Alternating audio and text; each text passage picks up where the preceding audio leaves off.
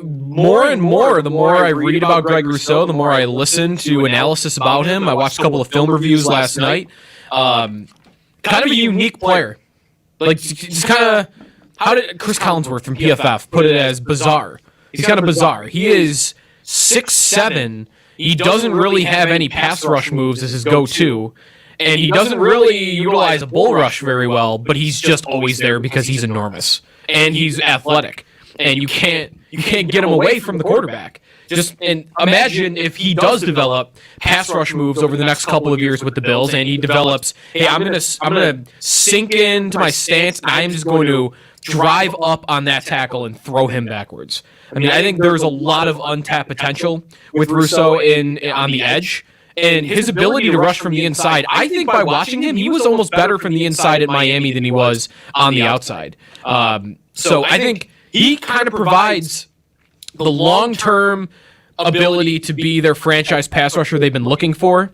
And on the short term, I just envision it's 3rd and long against the Chiefs and Patrick Mahomes, and I've got to throw my 4 best pass rushers out there, and they could have Rousseau line up on the inside in obvious passing situations next to Ed Oliver, and to still have Jerry Hughes and Mario Addison on the outside. I think that could benefit the Bills on the short term while also having that ceiling for the long term. So in the moment, wanted wide receiver. I was a little deflated when they did go with Rousseau, but after 24 hours, I not only like the pick, I would say that I love the pick at this point.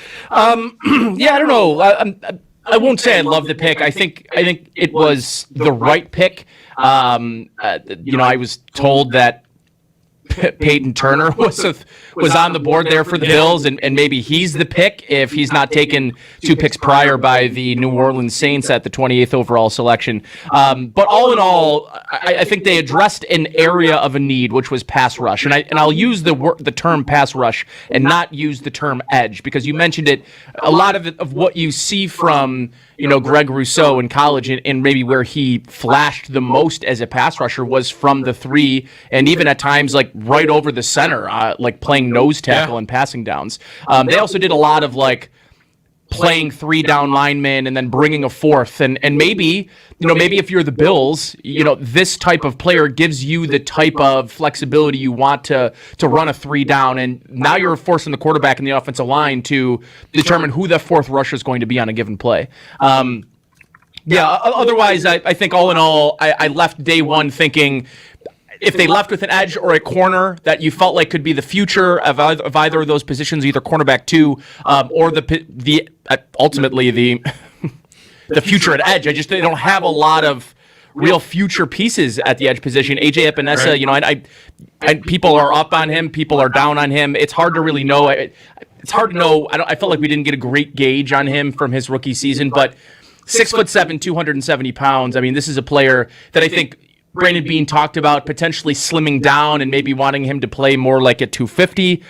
We'll see. I mean, if they want to move him inside, I don't mind him at 260, 270. So we'll sort of see what the future holds for Greg Rousseau. But I also think this doesn't necessarily take them off the board for drafting another potential edge in this draft, because I think this is the kind of guy that maybe what Greg Rousseau maybe reminds me the most of is what I think they wanted Quentin Jefferson to be, but unfortunately they couldn't allow him to be because of the opt-out from Star Lotulelei, and he was playing way more interior, especially in rundowns, than I think he imagined. Yeah, and I think maybe instead of us looking at the Bills have 6 edge players on the roster, maybe you say, well, Rousseau's going to slot in as sort of, maybe some days they dress 5 defensive ends, some days they might dress 5 or 6 defensive tackles. So it's how they play with the roster and how players like Rousseau, because versatility is king.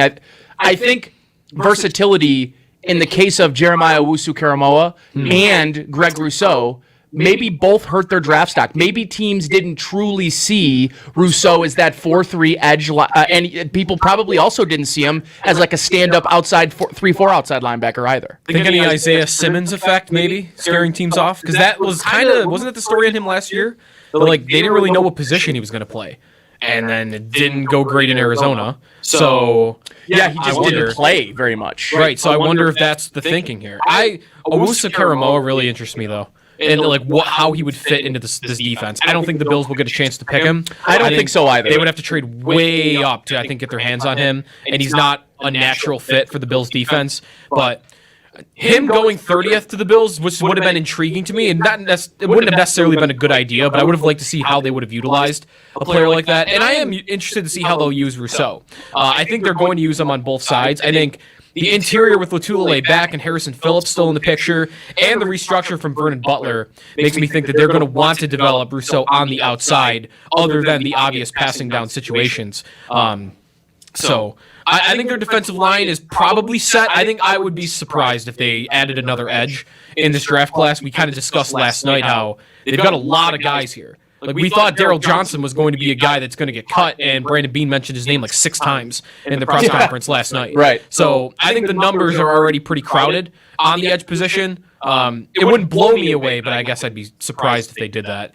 Now, last night, I wanted the receiver badly. And that was part of the reason that at the moment I wasn't a huge fan of the Rousseau pick.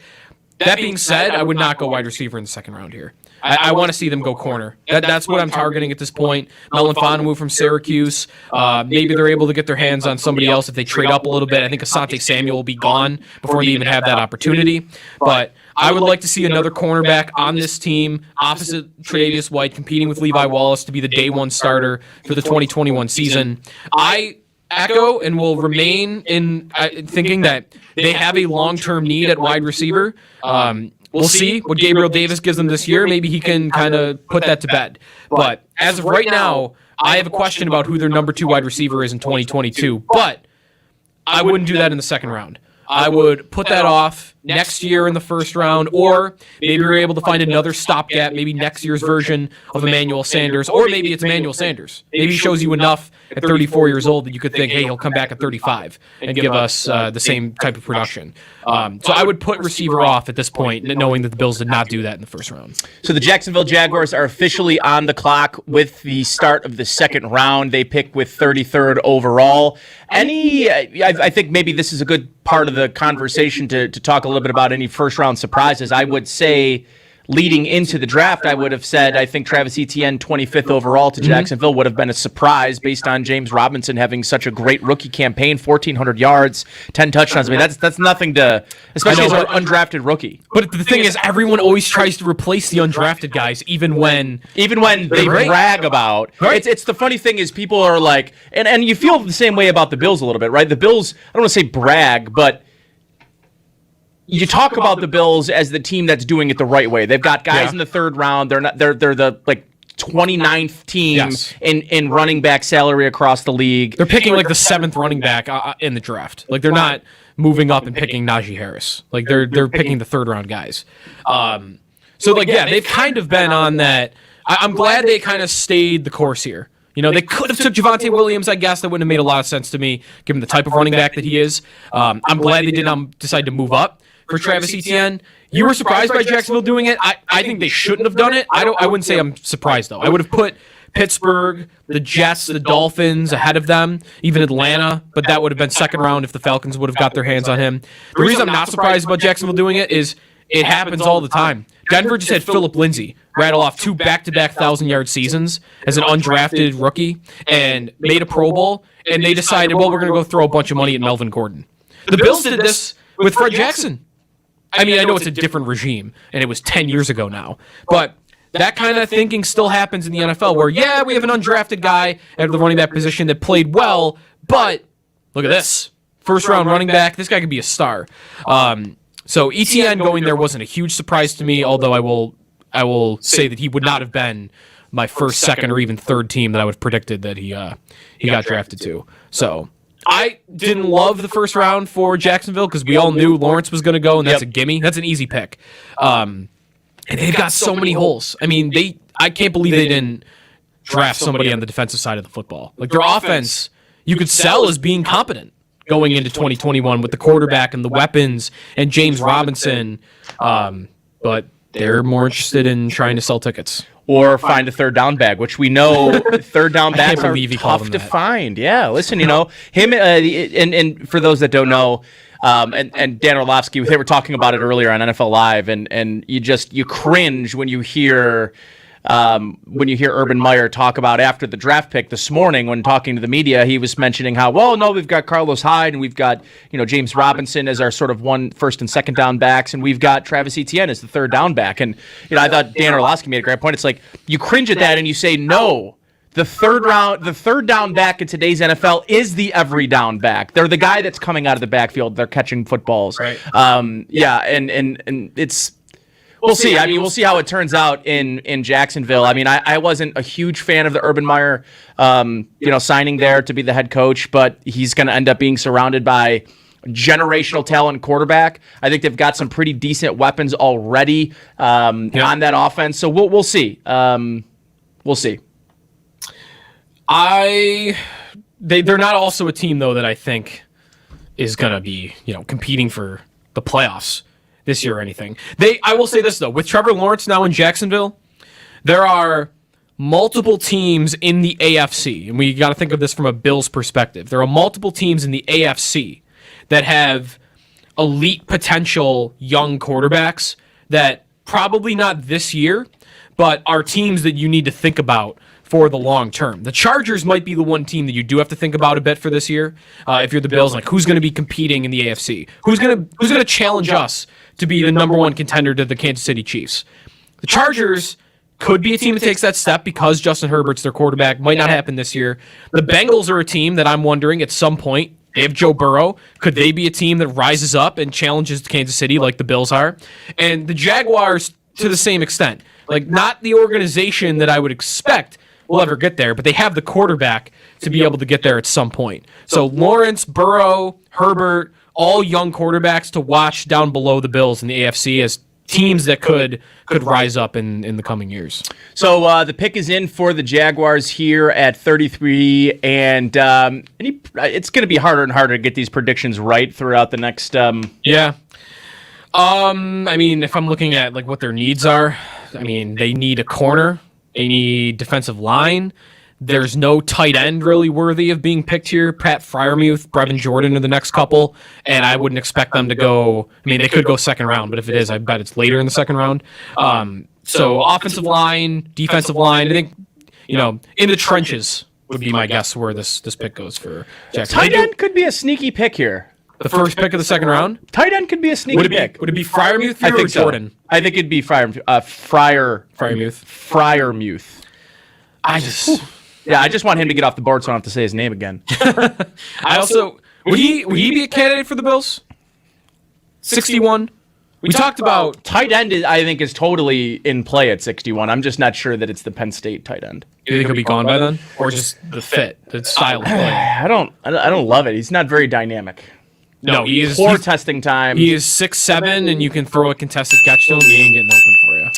All right, well, we've got the 33rd overall pick, and we'll carry it live. Do we have those capabilities? Whoa, we've got those capabilities. We've got the 33rd pick here. Hi, Mom. With the 33rd pick in the 2021 NFL Draft, the Jacksonville Jaguars select Tyson Campbell, DB, Georgia. So the first corner of the second round off the board, I think everyone was kind of pointing in this direction, made a lot of sense.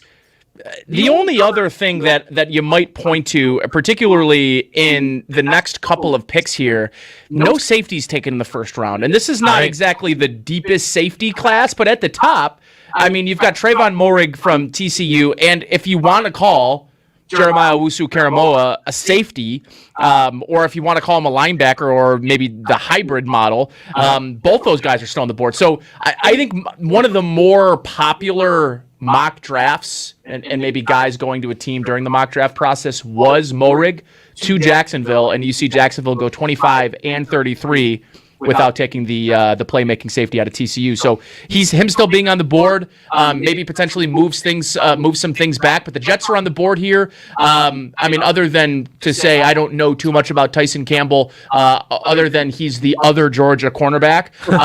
Both Georgia corners, going 29 and 33. Wondering though, Joe, with the Jets up here on the clock, I'm a little worried this is where Elijah Moore comes off the board. Me too. They are Corey Davis, Denzel Mims, who they picked in the second round last year. Jamison Crowder is still there, but I mean, Mims is a question mark. He looked good at the end of last year, but not enough to where you would eliminate you from picking another great wide receiver. Crowder is getting up there in age, and he's a slot guy anyway. They did pay all that money to Davis, but I think Elijah Moore could be on the board here. You pick Zach Wilson, you should be wanting to surround him with as many talented weapons as you can get, and I thought Moore was a first-round prospect. I had him as the number 4 wide receiver. He was my number 4 favorite wide receiver in this draft class after the Alabama guys and Jamar Chase. He's still there. The Jets make sense for him. There's not really a team coming up after that I think it does make sense for. The Falcons are fine at the position. The Dolphins already picked Jalen Waddle. The Eagles already picked Devonta Smith. Cincinnati already picked Jamar Chase. So you got a lot of teams coming up here that just pick quarterbacks or wide receivers. Carolina is good with DJ Moore and Robbie Anderson. Denver's all set with Jerry Jeudy, KJ Hamler, and Cortland Sutton. The next pick you're really looking at for Elijah Moore, if he doesn't go here to the Jets, I think is the Lions at 41.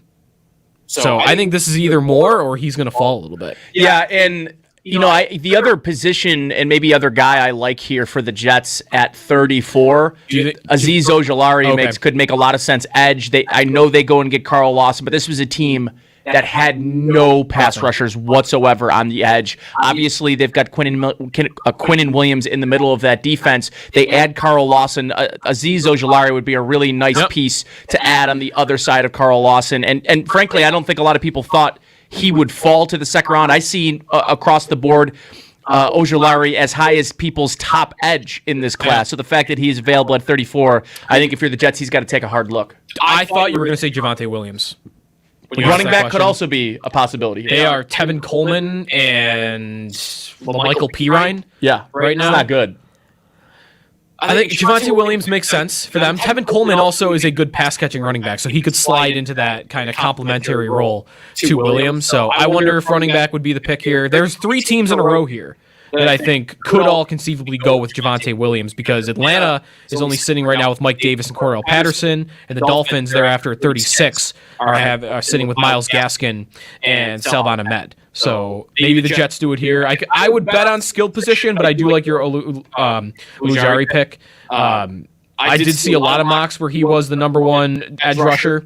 I think Peyton Turner going to New Orleans is really the biggest reason he was pushed out of the first round, because there was a run on edge rushers at the end there, and for him to not go, I think the Peyton Turner pick kind of pushed him out. So the Jets pick is already in, by the way, so they know who they're getting. Jets pick is in, best available on most people's boards right now. Elijah Moore, maybe Christian Barmore, or I always call him Barmore, could be available here. They franchise tagged Marcus May. Maybe they didn't think Trayvon Moehrig falls to them, and maybe they take a swipe at him. Terrace Marshall's still on the board, too, and we don't know how teams are looking at Marshall versus Elijah Moore. The injury concern would be... I like the style of receiver that Moore is, more so than Marshall, especially for the Jets. Like, they've got Corey Davis. Corey Davis is a good possession wide receiver that you could throw to when he's covered, and he has reliable hands. Like, you can trust him in those situations. No, you don't think so? I mean, I'm reacting in real time to the pick. I was going to say, Moore is more of a separator. Moore is more of a guy that's just going to get open, speed, and for what the Jets have right now already a receiver, I think he's a better fit. But I'm guessing he's not the pick based on your reaction, but I don't know. It's Moore. It is Elijah Moore. Yeah. Really love that pick for the Jets. I do too. I think he immediately becomes their most talented wide receiver. I love the player. Here's the pick. Drafts. The New York Jets select future Pro Bowler Elijah Moore, wide receiver, Ole Miss. And there was Lavernius Coles making the selection there for the Jets. hated him growing Yeah, up. I hated him too. I don't remember why though. I was just sitting here when you said that's funny. You said that. And then Like, I who don't was remember the liking him. who was the white dude that never wore gloves? Wayne Corbett. Oh Wayne Corbett, my baby. God, yeah. my long-term memory has moved his name off of my out of the front of my Let's brain. remember some Jets guys. Let's. Yeah. What do we got? Wayne Corbett. Right. We got Coles. Leon Washington. Antonio Holmes. Yep. Curtis Martin. Leon Oh, Washington. we're doing running backs too here. Sean Green. Right. Do you remember Sean Green? I think he was the running back when they made the AFC Championship game both years. Ray Lucas. We're gonna count Ray Ray Lucas. Lucas. I don't go that Did he far go to the back. Jets? Yes. Thomas Jones. Thomas Jones. LaDainian Tomlinson. They got some old LT. running backs. Absolutely. Great memories. Receivers though, they had other receivers. I mentioned Antonio Holmes. Who would have their number 2 been that year? Maybe they didn't have anybody noteworthy. Did they have Brandon Marshall? They did for they had Brandon Marshall. They had Brandon Marshall and Eric Decker Yes. at one point. There we go. Yeah. And Fitzy. When's the last time the Jets had a good wide receiver though? Brandon Marshall. Is it Brandon Marshall? Altoon. Is he Jets? No. Yes. No. Art. No. Was no. I don't know yes, who that Altoon is, but was, sounds for like a sure. great name. Art Monk was Washington. Altoon was the Jets. But this is like the 80s. Yes, Altoon I was was gonna the say, I'm Jets. not going to chase you into the 80s. Name a Jets wide receiver before 2000. Before 2000. Wayne Corbett. Yeah, in the 90s. Was Wayne Corbett there in the 90s? Probably, right? No? I think he was maybe. Yeah, he might have been. I don't think I have one. I don't for think you. I know one. Who was Boomer Esiason throwing to when he was at the Jets? You're asking a guy here that was born in 1995, Corey, just so you know. No, listen. I don't have it. It's the glory days. Have you never got lost on Football Reference by accident? That's true. Not with the Jets. Not for down the Jets. No. Corbett got there in 95. Oh, God. So I was technically right, but it's a cop out because I would remember him from the 2000s. So we have New York a Jets great? trade alert. The Falcons are moving with the Broncos. What in the world would that be What for? could the Broncos be doing? Running back? Melvin Gordon. They still have Royce Freeman as the number 2. They spent a lot of draft capital on wide receivers. Oh. Tevin Jenkins? Maybe Tevin Jenkins? I could buy tackle. Yeah, I could buy tackle. Oh, wait a minute. Who are their linebackers? I don't think Denver's This that is strong Owusu at linebacker. Karamoah. Yeah, This is Owusu Karamoah. Yep, that's my guess. I mean, who also think about who they're moving in front of. They're moving in front of Miami, who they could pick a linebacker. The Eagles could pick a linebacker. The Bengals probably not, and then probably not Carolina. But really, it's more about the Eagles and the Dolphins. So yeah, my guess is Owusu Karamoah here. How do you like that fit for him? In that defense with that front front four, I mean it's a good defense. It'd be such a good team if they just had someone that could throw the football. They should go Maybe trade it'll for be Aaron Rodgers. Yeah, maybe it'll be By the Aaron way, Rodgers. can we revisit that before we go to Yeah. break for a second? Yeah. I still think he gets traded to Denver. I mean, he's threatening retiring. Yeah, and Denver, like if you do read the Schlereth comments from from his radio hit in 104.3 in Denver yesterday, he did say that the Broncos are very close, almost a done deal. He even said maybe between the Packers and the Broncos. And you've had a lot to dispel that, like even the GM from Green Bay saying, we're not moving him. But Schlereth did also say they're close enough to a deal where they're not going to pick a quarterback at 9. And they didn't pick a quarterback at 9. Yeah, That that's a Justin good Fields point. was sitting there for them. I don't know. Maybe they wouldn't have picked Justin Fields anyway. But my wonder is, would they have picked Fields and they didn't because they think they're going to get Aaron Rodgers? Because San Francisco picked their guy. They're out of that. I think. Like, they're out of that. And then the Raiders with the other team on the list, I guess that could still work. So I'm gonna guess that he gets traded to Denver. Next year's first round pick, maybe Ben Jerry Albright Jeudy. just tweeted out running back ? Here. I love reporters sometimes. I hate that if you're Denver. Trading up You for just had Philip Lindsay. Why wouldn't you could have signed him to a 5th round tender and kept him around for $1 million and you let him walk and you're going to go sign Javonte Williams after you've already paid Melvin Gordon, not sign Javonte Williams, but pay a early 2nd round pick for him. Here's the pick. Okay. The Atlanta Falcons have traded the 35th pick to the Denver Broncos. With the 35th pick in the 2021 NFL Draft, the Denver Broncos select Javonte Williams. Wow. Well, trading up for running backs, it's what the smart teams do. That's what they say. That's not what they say. As someone, I get it though. He's the drop off after the third running back. That was the benchmark. That was the line in this draft, and they determined that. Listen, I mean, they're rounding out. Their offense is filled with young playmakers. Williams simply adds to that. I mean, they've got Cortland Sutton. They've got Jerry Jeudy. They got KJ Hamler. They've got Tim Patrick, who is maybe the most untalked about weapon on that offense. Noah Fant, right? I mean, they've got some good pieces on this offense. Albert O, their backup tight end from last year. It's important too to think about the head coach and the offensive coordinator. Yeah, it's Vic Fangio and Mike McCoy. No, it's who's their offensive coordinator? It's like a guy. It's the Giants' old coach from last year. Pat Shurmur. Yes, Pat Shurmur. Thank you. You got to think about the offensive coordinator and the head coach, and think about what those guys value. They went and got a game manager. The reason that I'm sure they're frustrated with Drew Lock is he can't even be a game manager, right? Like he can't protect the football and get first downs. So now they go get the game manager, and then they go get the running back behind him. I think that makes sense from their philosophical perspective. And you know what? I will say this. Melvin Gordon is in the final year of his contract, and I can't imagine they would re-sign him.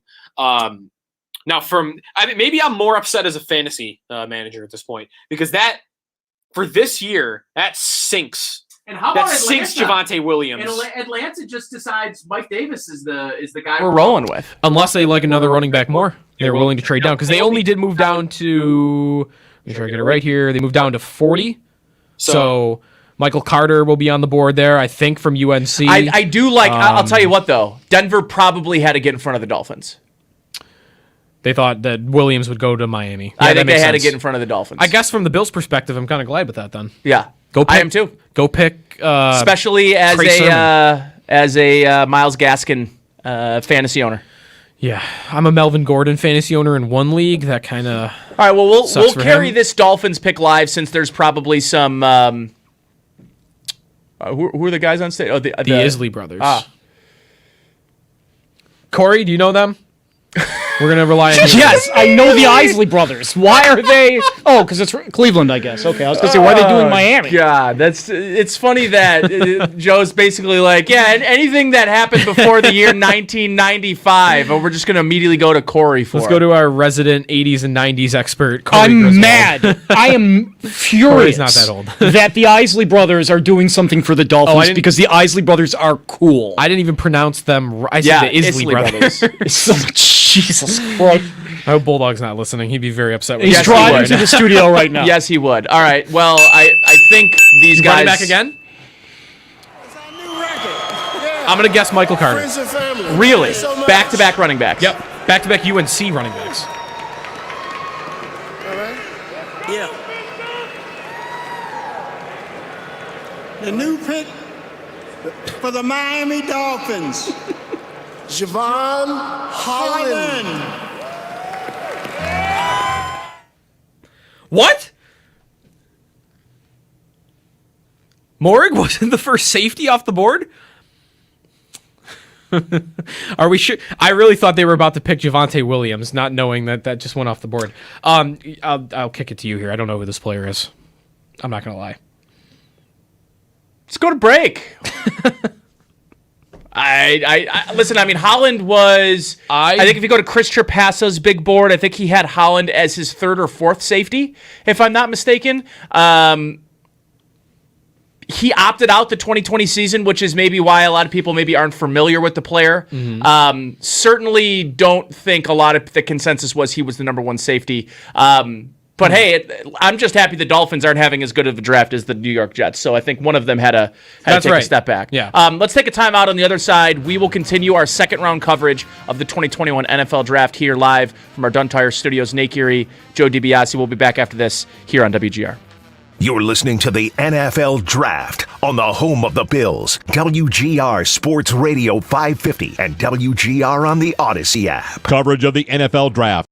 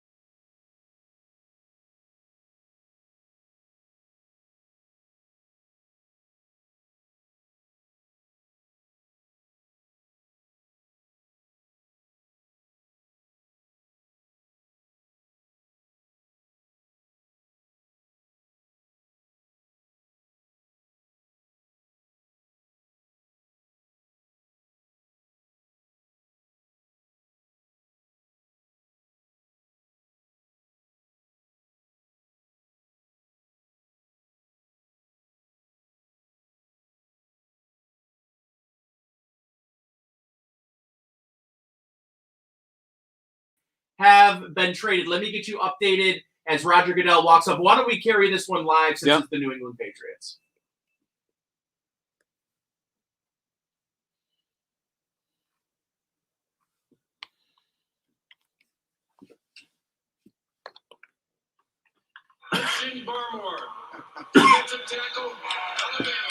All right, so Bill Belichick keeps the Nick Saban bromance alive, picking the second Alabama player of the draft back-to-back. As the previous pick, the Philadelphia Eagles, they take Alabama center Landon Dickerson.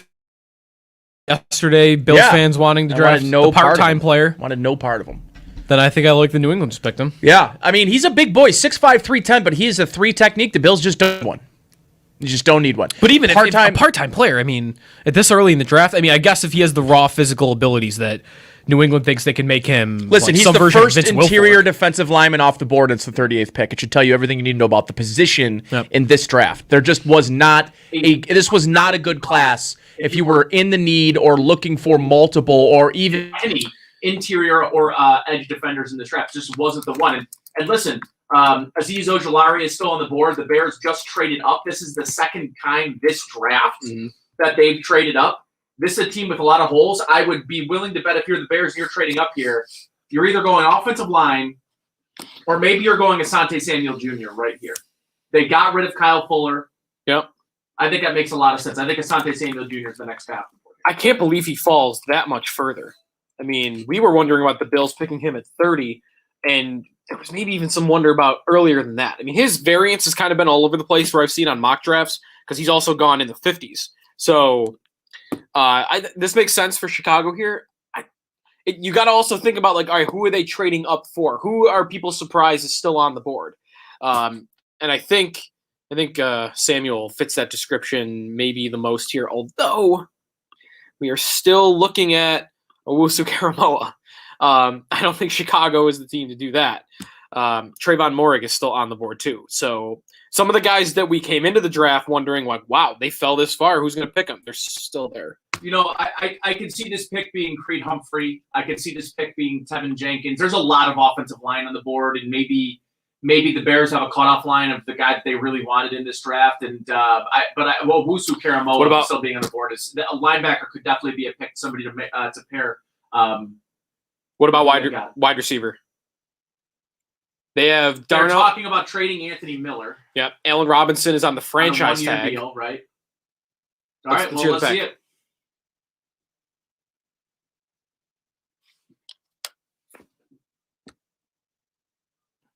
Yo.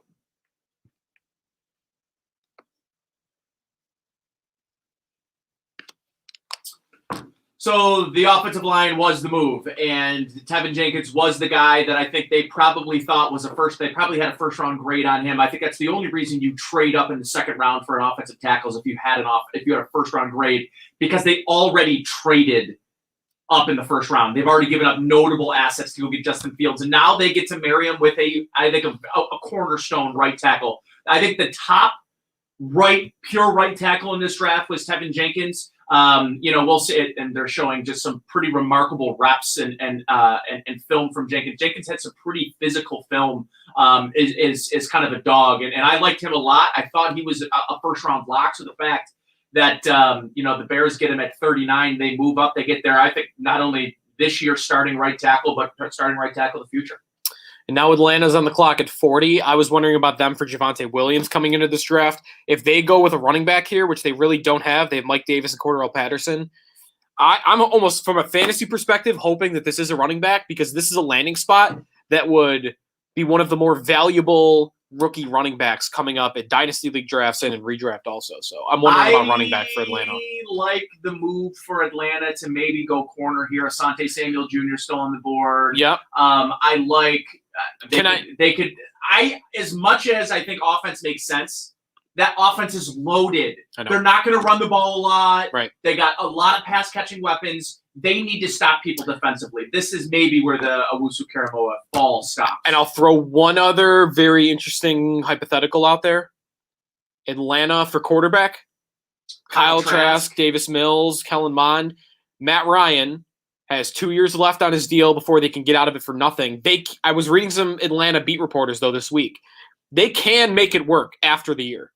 They do a post June 1 cut of Matt Ryan. They spread out the cap hit a little bit, and they could actually make it work. So they could go one more year with Matt Ryan and then turn over the franchise to their next quarterback. I don't know if they would do that in the second round, or wait until next year and pick a guy in the first round and maybe come back one more year with Matt Ryan. But he is 37 years old, and they have to start to think about the next chapter. I don't know if they're going to do that here, but in the next couple of drafts, I think they are going to. Overall, just from afar, the Bears have had, I think they won day one. That's a really good pick of Tevin Jenkins for him, for Ryan Pace. That's a really good pick for the Bears in back-to-back picks in a year that is maybe the most consequential that we've seen. So we've got a live pick coming on here. It looks like, I'm not sure exactly how they're going to do this, but I think they're announcing it. Is this the announcement, or are they in a commercial? I can't really tell. It looks like an Army recruiting commercial. But they've also got Atlanta Falcons flags in the background. That's why I think this might be the pick announcement. I don't know. You get some weird stuff on day 2 and 3. You absolutely get some weird stuff on day 2 and 3. The pick isn't. They haven't put it up across the board, so I think we're going to get. Here we go. We've got the pick. It's live, I guess.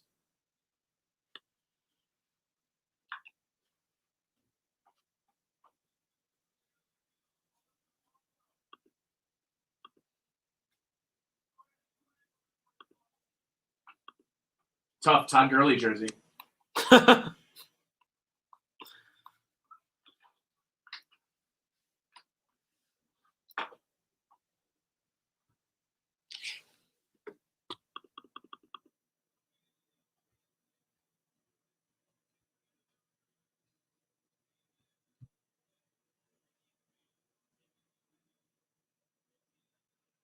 Another safety is off the board. I guess I just listen, can't trust the safety rankings. Richie Grant, I know to be kind of the consensus number 2 pure safety on the board.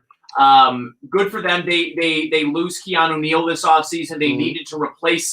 Like I said, I think defense was the move for this team all along with the weapons they have offensively. But to me, Trayvon Moehrig, there must be there's a medical issue, there's an off the field concern, because very rarely do you have a almost pure consensus, not only amongst national, but I think that was one of the main consensus across the league is the top safety is Trayvon Moehrig, and he's still on the board after 2 have already gone here in the second.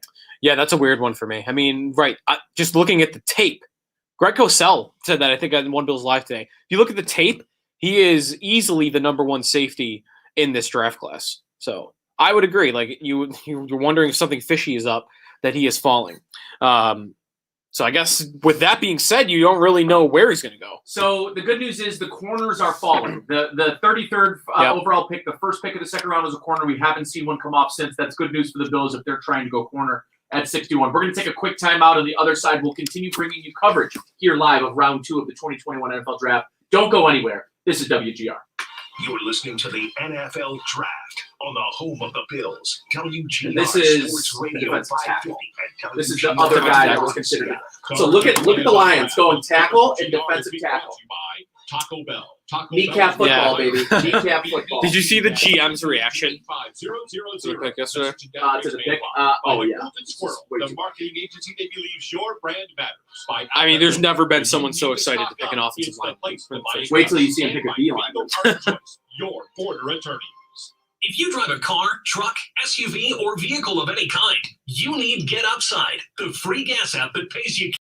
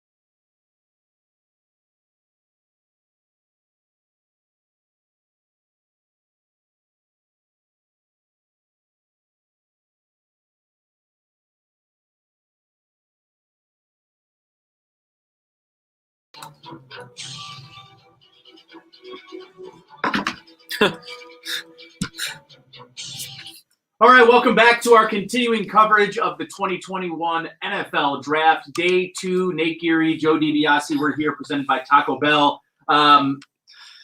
Sorry, I'm laughing at a Trade video. frenzy, by the way. Someone on Twitter shared a video of Tevin Jenkins just throwing someone like 10 yards past the out-of-bounds line. Oh, yeah, I saw that. So the Dolphins traded up. And here's their... pick. Yeah. Oh. You want me to do that Taco Bell read? Yeah.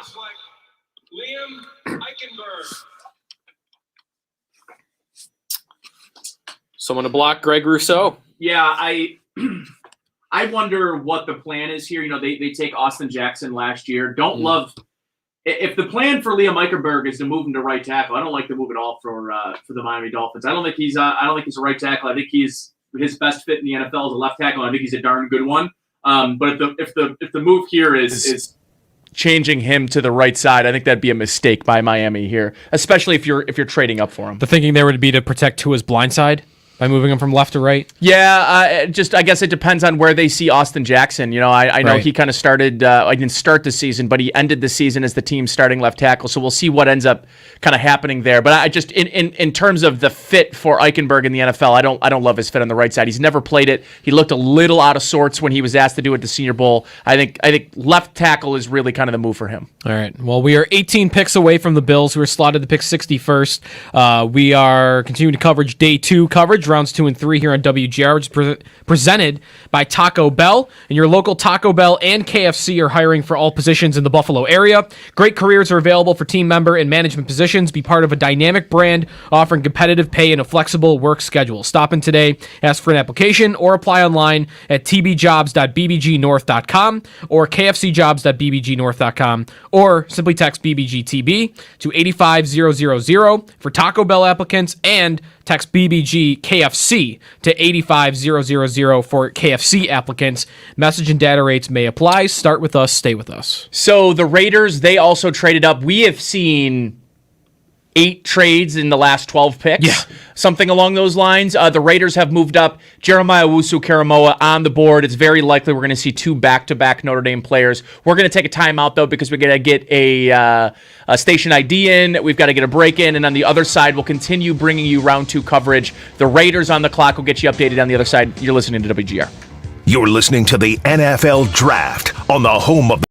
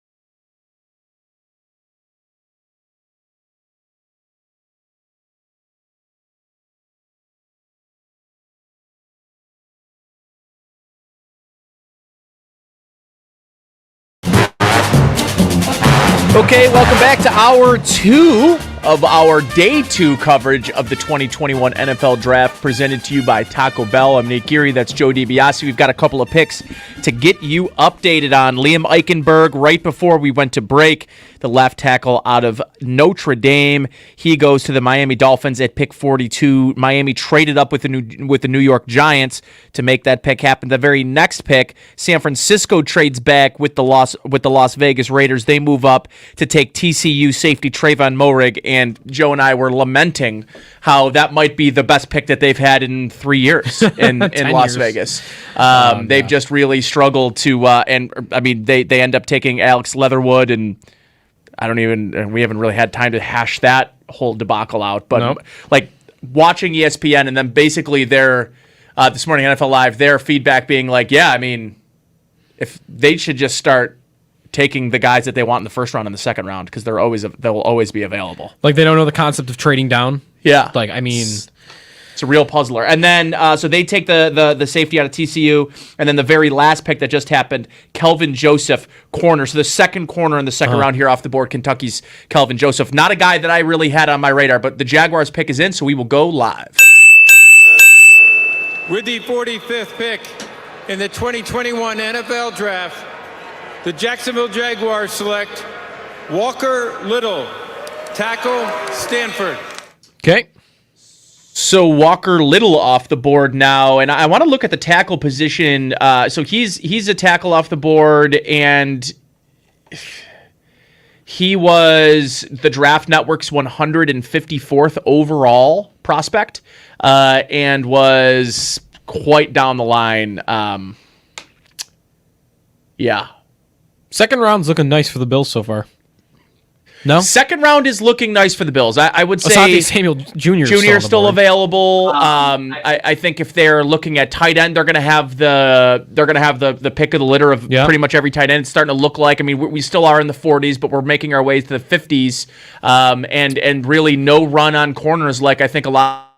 The run on wide receiver has not happened. Terrace Marshall still available. No quarterbacks off the board. You would think some of those guys are going to start to come off the board here next. The Bengals are now on the board. I would expect them to pick an offensive lineman here.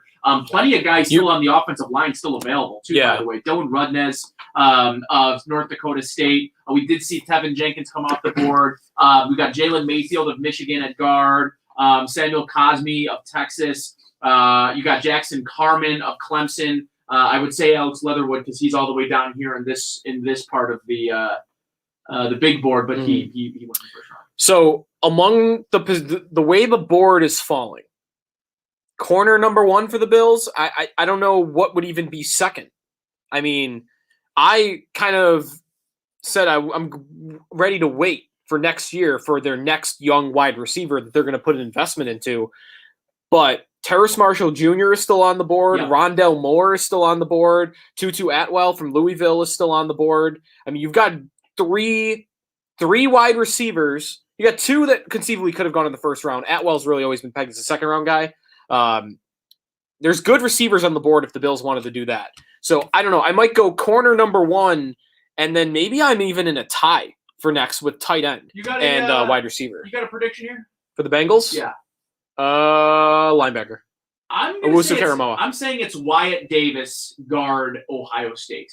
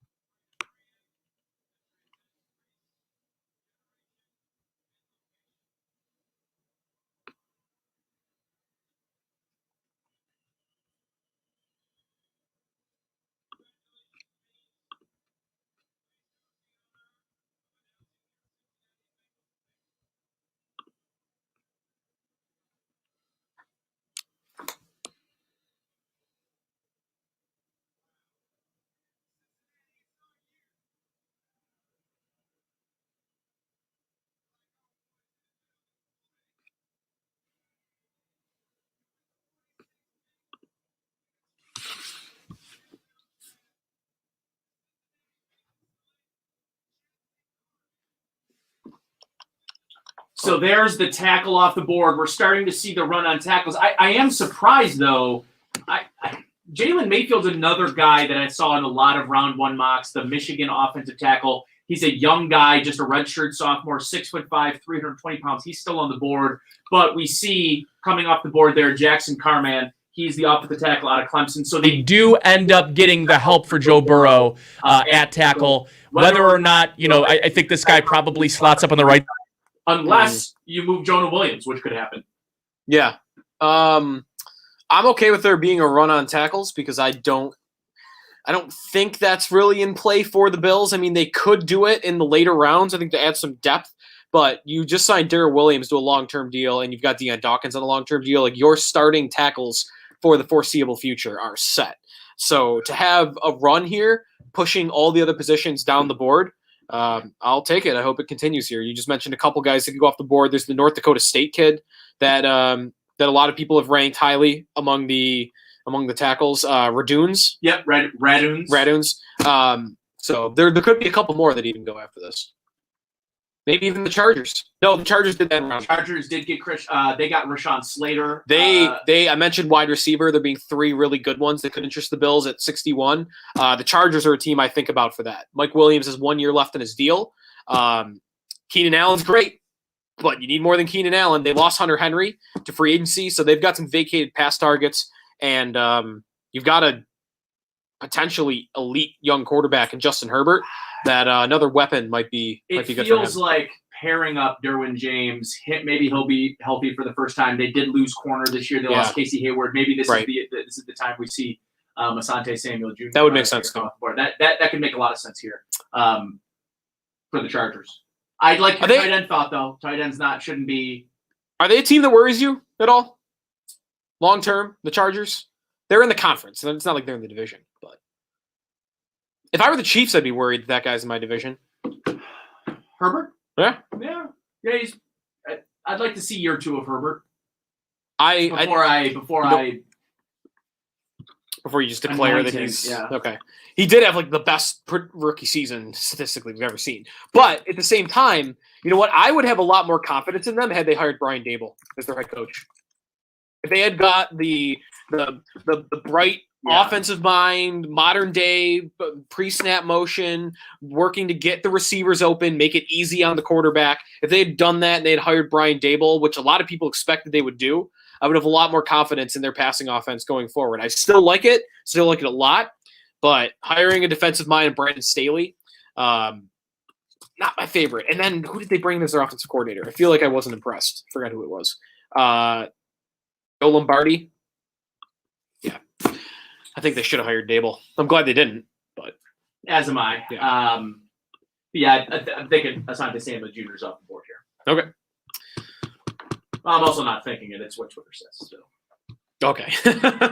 You're reporting to us. This is the pick. I don't want to take credit. I don't want people to be like, "Wow, Nate's calling all of these picks." I'm not. I'm Rondell Moore's on the board. It's my guy. I liked him at 30. And he might be there at 61. I don't know if the Bills would make that pick, though. I've said it before.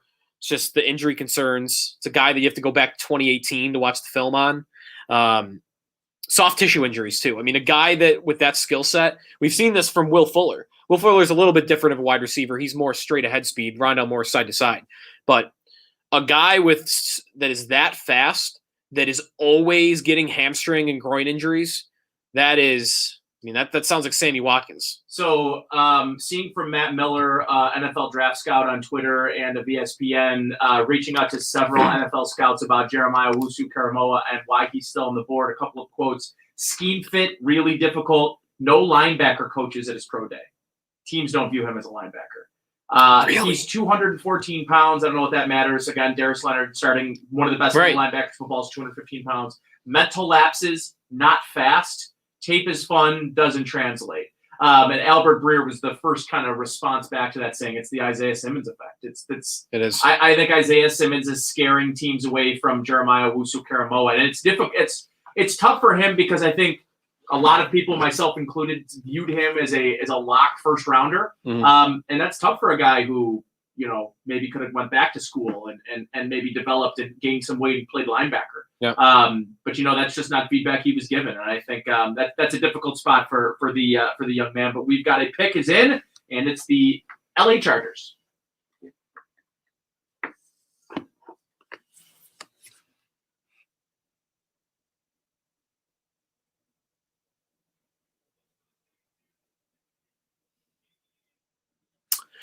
He really stretched that one out for us. He did.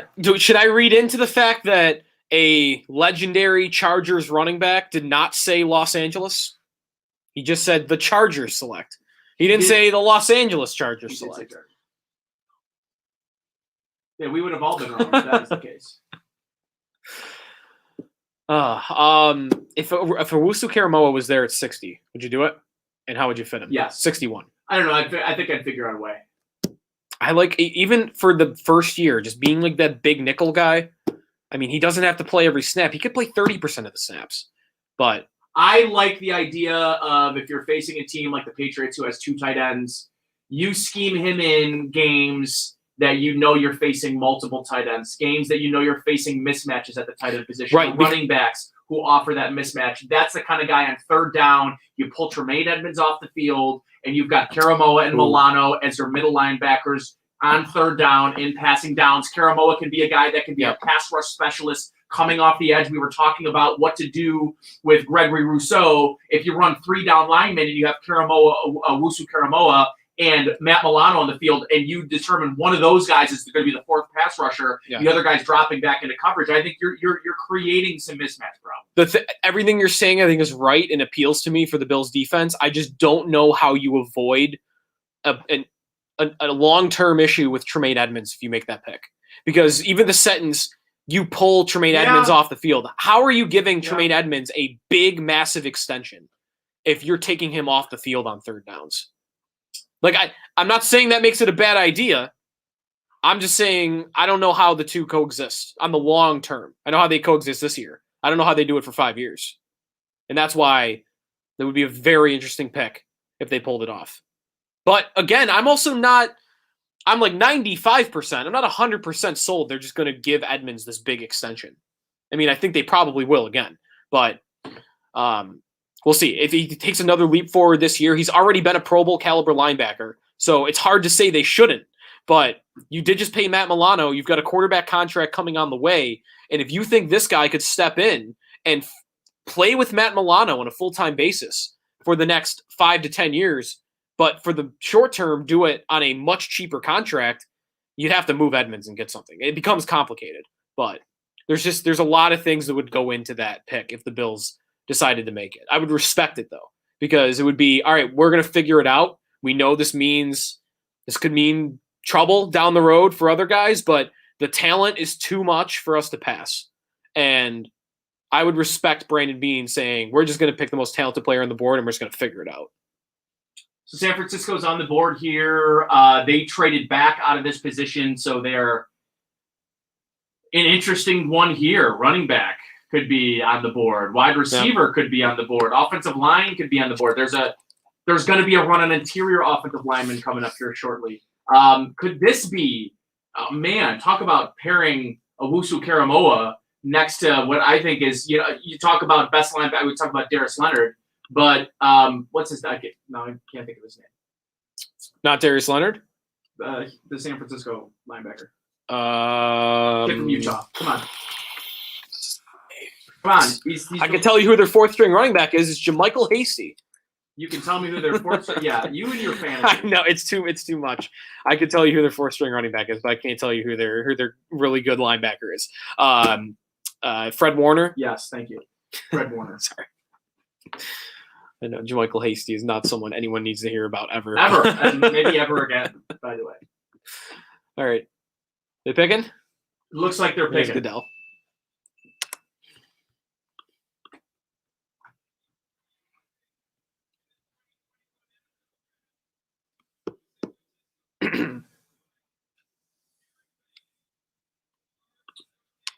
You said it. Run on interior lineman coming. That's high for Aaron Banks. Listen, I'm a big Aaron Banks fan.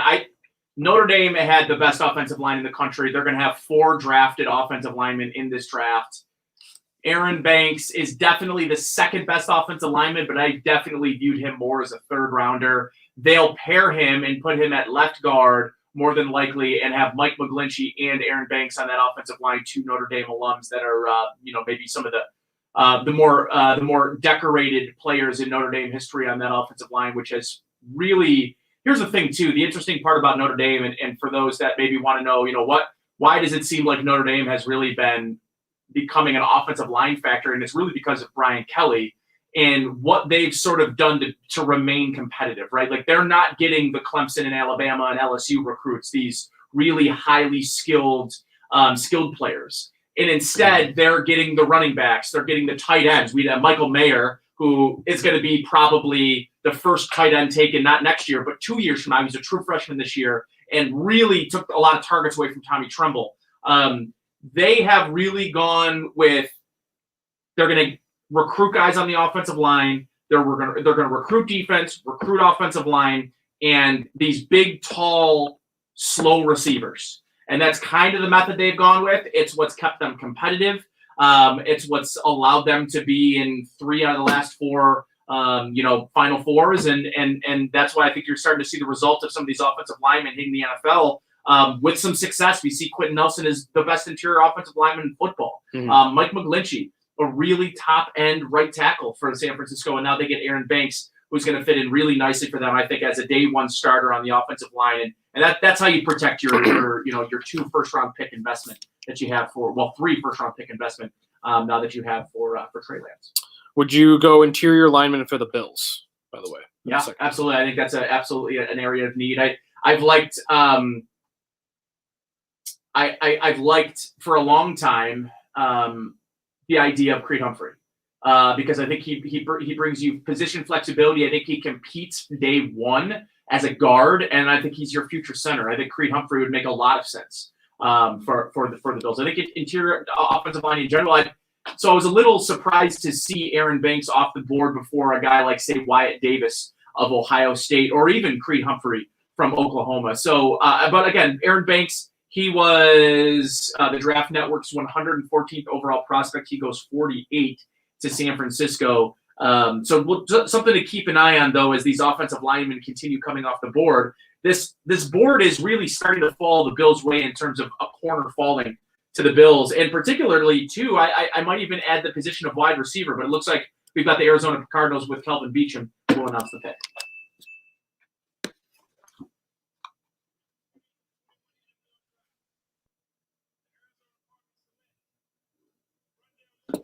Oh, I love that landing spot for him. I'll say that. I love the landing spot. Well, they have Christian Kirk. They have Christian Kirk, but I don't know how much they like Christian Kirk. And Larry Fitzgerald, who played slot receiver for them the last 3 seasons, he hasn't officially retired yet. I think this would mean he's definitely done in Arizona. Yeah, I don't know what they're going to do with Kirk, Christian Kirk, it seems like that's they're moving on from. They do. I think they're second to the Bills last year in 4 wide receiver sets. So Rondell Moore is going to play for them. AJ Green's on a 1-year contract. So in long term, I envision their 3 wide receiver sets being DeAndre Hopkins, Rondell Moore, and Christian Kirk. I don't know how much AJ Green has left to give anyway. So you're right. Like in terms of immediate playing time, it's not the best fit. But in terms of the scheme that the Cardinals run and that the amount of volume that they throw the football, for the long term, I really like this fit for Rondell I'm just Moore. Really looking forward to Rondell Moore lining up in the backfield next to Kyler Murray. I think I wondered that even when I was making the argument for him for the Bills. Like, put him in running back. That's the kids' table. Those 2. Yeah. 5'7" and 5'8". Yes. Well, you can't tackle what you can't see.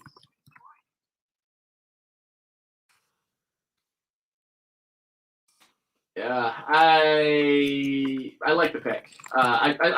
You really were a big Rondell Moore fan, maybe more so than me. I was more of the Elijah Moore. I'm more so than maybe everybody. Yeah, you really loved Elijah Moore for a guy Rondell Moore who hasn't played since 2019? 18. He played 7 games between 19 and 20. Yeah, it's just the side-to-side agility. He in terms of Joe Marino, actually from the Draft Network, I thought put it perfectly. he is asinine with the ball in his hands. Like when the ball is in his hands, he can make 6, 7 guys miss on his way to the end zone, and he can outrun any cornerback on the field.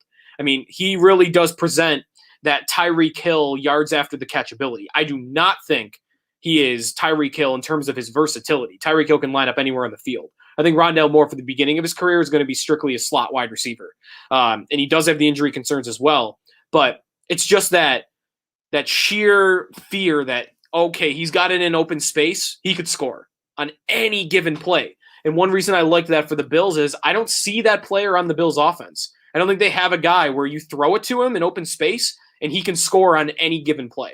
Like if Stephon Diggs is in an open race straight ahead, he could do it. But he's not a guy that's making a bunch of guys miss on the way to the end zone. So I liked Rondale Moore for that. And it's not where he deviates from Tyreek Hill actually as a prospect is he's almost got Saquon Barkley power. I mean, he squats 600 pounds. He bounces off tacklers like he is a running back. And that's why I even wondered, like, hey, maybe you could throw him a running back a little bit. But I understand why the Bills, of course, didn't do it at 30 and wouldn't trade up for a guy like that because you do have to go back 3 years to see a good amount of tape on him and a good amount of production. And you did have the soft tissue injuries as well. So there were red flags there, even though I love the prospect. Doesn't mean I would take receiver off the board for the Bills at 61, by the way, because Terrace Marshall is still on the board and Tutu Atwell also. But with Rondale Moore off the board, I was already corner was my number one for them at this pick coming up in 11 selections. But I'm definitely all in on corner now for their next pick. Yeah, I like their 4 wide receiver set, Arizona too. When you add Rondale Moore, I think you're probably right about AJ Green's best days being behind him. He had most. I gotta look it up. Something like for the amount of targets he had and the amount of production he had, it was like lowest yardage per expected. There's some stat like that out there that just AJ Green was thrown to all the time last year, and there was just no production. There was just nothing, and they were catchable passes too. So, yeah, I don't know. I think AJ Green might be shot. And I wonder if that was that could be a type of move where the owner goes, "Oh, AJ Green is available. Let's go do that." Yeah. So. Yeah. Sal Capaccio tweeted at you. Sorry that your dream died, Sneaky Joe. Here's the other thing. Okay, Azeez Ojulari is going to be coming off the board here to the Giants. I was going to say this might be my Creed Humphrey dream dying, but the Giants are going to take edge, which is, and he ends up falling to them. It's going to end up being a great pick for him. The Giants pick is in. We're going to take a timeout. On the other side, we'll continue bringing you round 2 coverage of the 2020.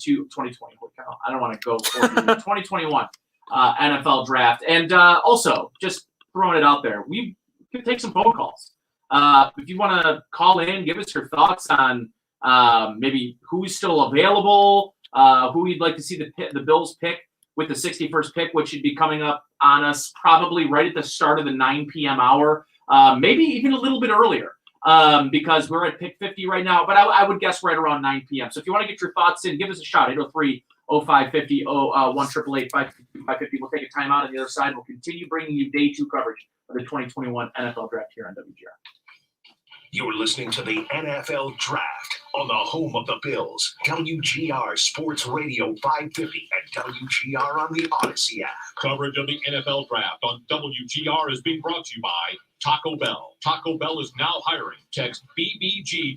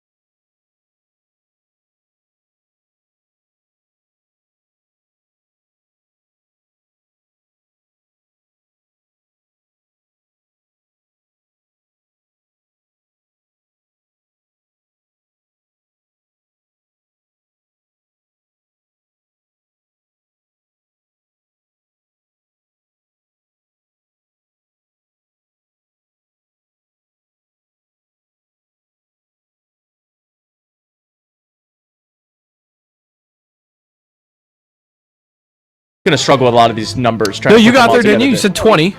I did. Did you say 2020? Yeah, 2020. 2021 NFL Draft. We've got second round coverage here. I'm Nate Geary. That's Joe DiBiase to get you updated on the last couple of picks.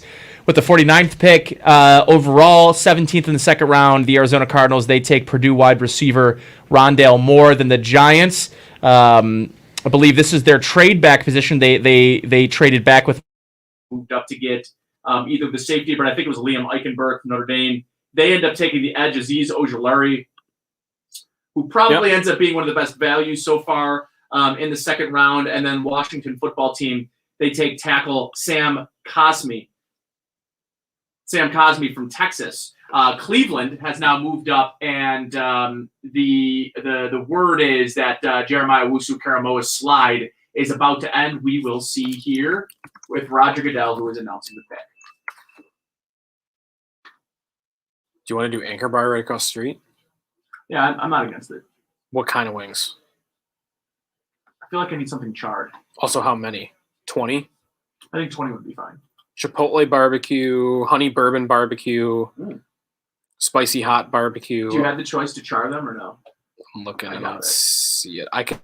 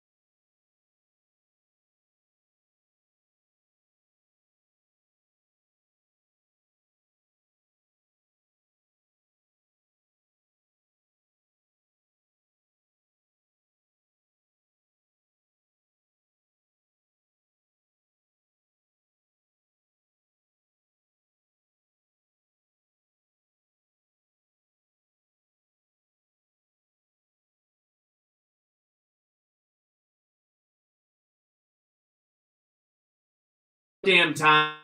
What a great pick for the Cleveland Browns, who desperately needed that rangy sideline-to-sideline linebacker. He matches up with Mack Wilson, the former Alabama the former Alabama linebacker. Really like this pick a lot for the Browns. I think it fills a hole, and I think it's pretty obviously they end up with the best value, I think, maybe in the draft so far. And whether or not you're a team that liked his fit, I think altogether the Isaiah Simmons, we talked about this earlier, the Isaiah Simmons effect from last year and sort of where he fell or lack thereof, the lack of success he had his rookie campaign really finding the field at all. I think maybe scared a lot of teams off. Here's the thing I don't understand is how can we say as an NFL that we're going more towards these hybrid light sideline to sideline athletic linebackers? One of the best linebackers in the league is playing at 215, but we're trying to say that at 214 he's too light to play linebacker in the NFL. It doesn't add up, doesn't make a lot of sense to me. And there's no way there was anything on the character marks that would knock him off. The slide never really made sense. I'm glad that the Cleveland Browns stopped that slide. I think they're getting a player that's first round talent. I think so too. I think it was just figuring out how to fit him into your offense, but the talent was there, and that whoever can figure it out is going to reap the rewards of it. I think they'll be the team to do it.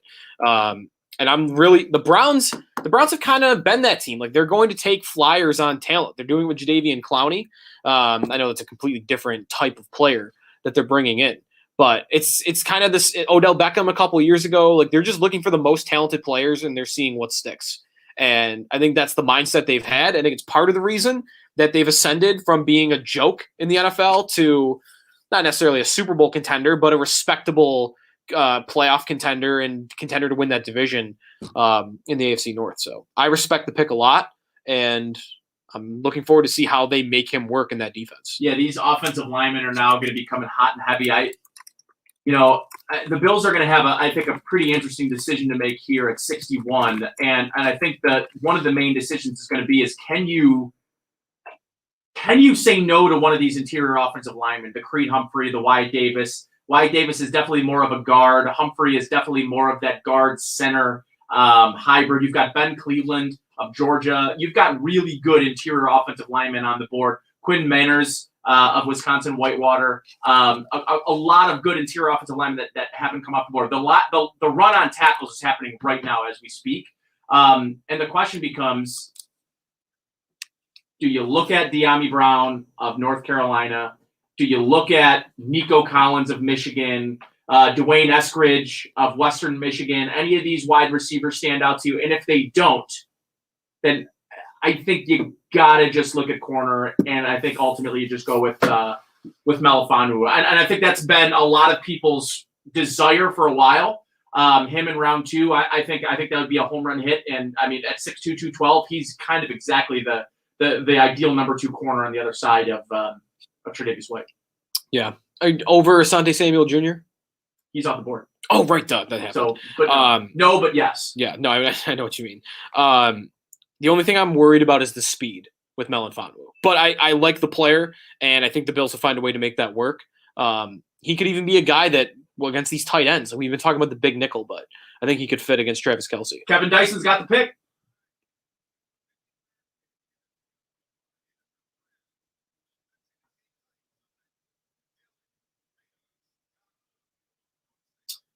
So we see them go with tackle, I think is probably the right move considering Isaiah Wilson's out of the league. We mentioned that yesterday.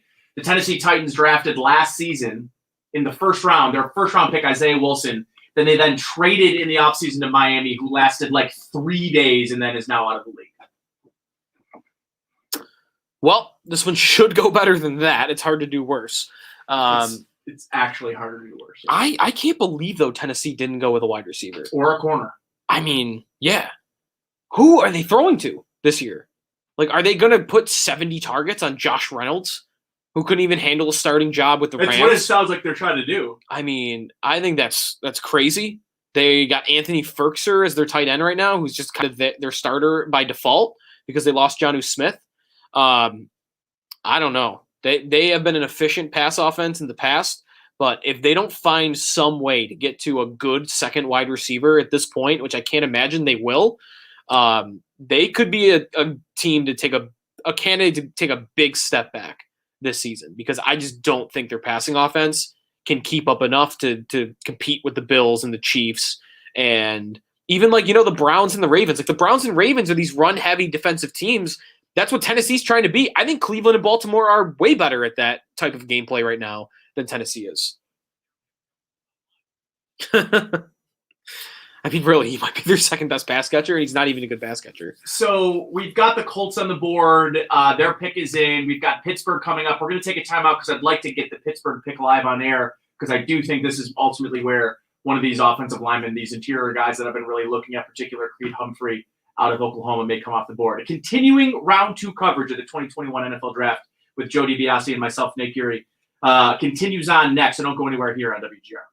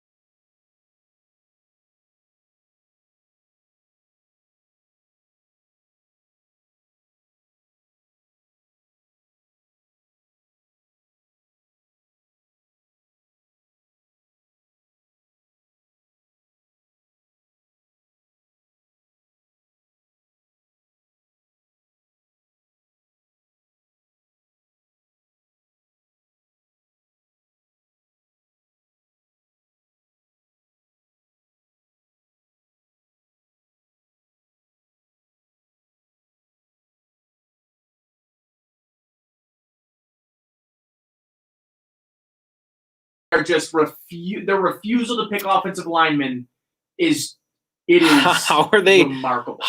Do they plan to keep Ben Roethlisberger upright for 16 games? I don't get it. They're going to be throwing it quick. They did it last year. Time, snap to throw. Very quickly. Snap to throw last year, they were the quickest team in the league. But it was because they had to be.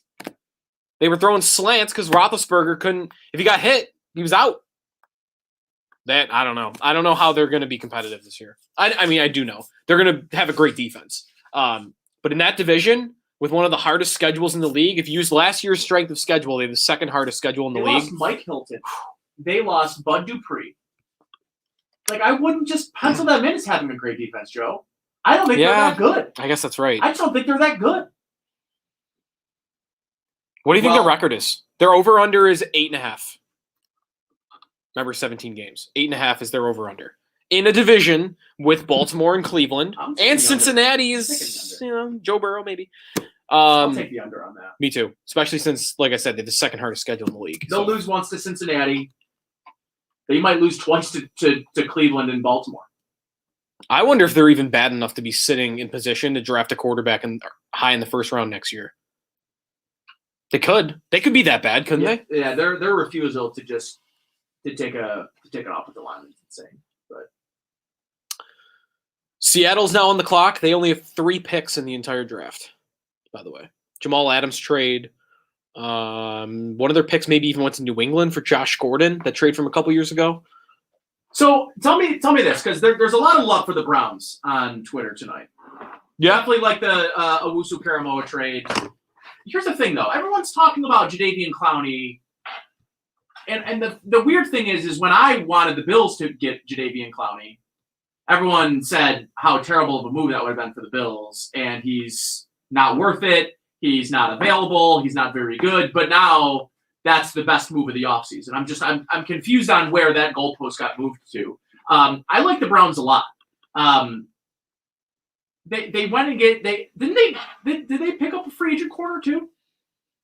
The Browns? Yeah, I know they got the safety. They got Newsome, but no, didn't they get a free agent corner too? Let me look. There's not someone that's jumping to mind here. I thought they got a corner and a safety from Los Angeles. And okay, so they got Troy Hill. That's right. They got Troy Hill at corner. Yep. Well, he could be kind of be their slot. Oh, John Johnson. John Johnson, he'll be their starting strong safety. They've hopefully got Grant Delpit back, the guy that they drafted in the second round last year from LSU. So their defensive backfield is pretty nice. Yep. Owusu-Karamoah fits in at linebacker now. What's Greedy Williams at this point? I guess he's nothing. I was going to say, because they have 3 corners that outrank him, 5 defensive backs. I mean, they've got talent there, but I like their team overall. I think even the offense, like, I don't know how pass happy they need to be. I don't think they don't have to be slinging the ball around because of their run game and their defense. I think they can play that card, though. I trust their passing offense more than I do Tennessee's at this moment. Let's go to the phones. Mike and his car's been hanging out on hold, and I wanted to get to some phone calls. So, Mike, what do you got for us, man? You're out with Nate and Joe.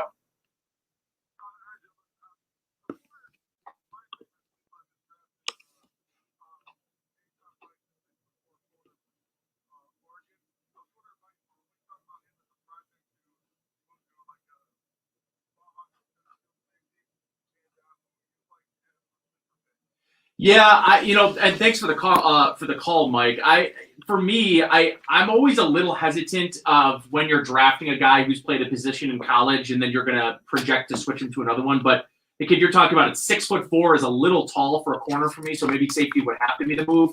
For me, at least in terms of late rounds, I've been the running back from Louisville, who's a small and quick guy, Kenneth Gainwell from Memphis. Gainwell from Memphis. I really like Kylan Hill from Mississippi State. I think he might be. He's not high on a lot of people's boards for running backs. I think I'm higher on him than most. I think he might be the best all-around running back left in this class. He's got breakaway speed, not quite to the level of Gainwell or even Travis Etienne, but I think he might be the next fastest back in the class. he's very dynamic with the ball in his hands. The only thing with him is I just question whether he can catch the football. He wasn't really asked to do it a lot at Mississippi State, so he's got the yak ability, but can you get it to him in the first place? Because the rest of these guys, like Michael Carter is a good pass catcher, but I don't know about the breakaway speed from him. Trey Sermon's a big bruising back that I don't know if he has the quickness. How about a back that Ramondre Stevenson can't stay in shape. Talked about and was considered the top back going into the draft this year. Chuba Hubbard. Yeah. Ran a 4.3. I don't know what his pro day. I don't know about him. Seahawks are off. The Seahawks could really end up taking a guy that the Bills really like here. So let's see.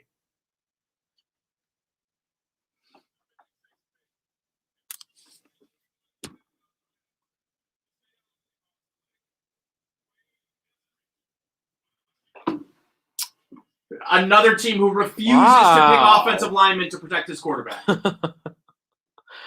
a minute. What? They have Tyler 3 Lockett. picks in the whole draft. They drafted Tyler Lockett. And they just signed Tyler Lockett to an extension. They just gave him like $60 million. I don't know what they're doing. I never know what they're doing with the draft. Ever. They have 3 picks and they drafted the position that's their best position. What are they better than, other than quarterback with Russell Wilson? What else are they better in than wide receiver? Nothing. We talked about how this board has fallen really well for the Bills in the second round. Is there a team that maybe has had the board fall better for them than the Los Angeles Rams, who are picking for the first time here at 57? In terms of like what do you think? There's linebackers available. Oh, okay. There's interior offensive line, Creed Humphrey, Wyatt Davis. There's tackle available. You've got starting corners available in Melifonwu. Like the Rams. Melifonwu could be good here to help replace Troy Hill, leaving in the secondary. I think the Rams really could do a lot here. They're kind of similar to the Bills to me in that like they kind of have almost everything put together. I think they're not dark horse. You can't call them dark horse. They're actually like near the top of the league at Super Bowl odds. I've loved their offseason. I know they've lost some pieces, but making that big swing on Matthew Stafford and keeping that roster together in large part, I think I could totally see them challenging whoever comes out of the AFC in the Super Bowl next season.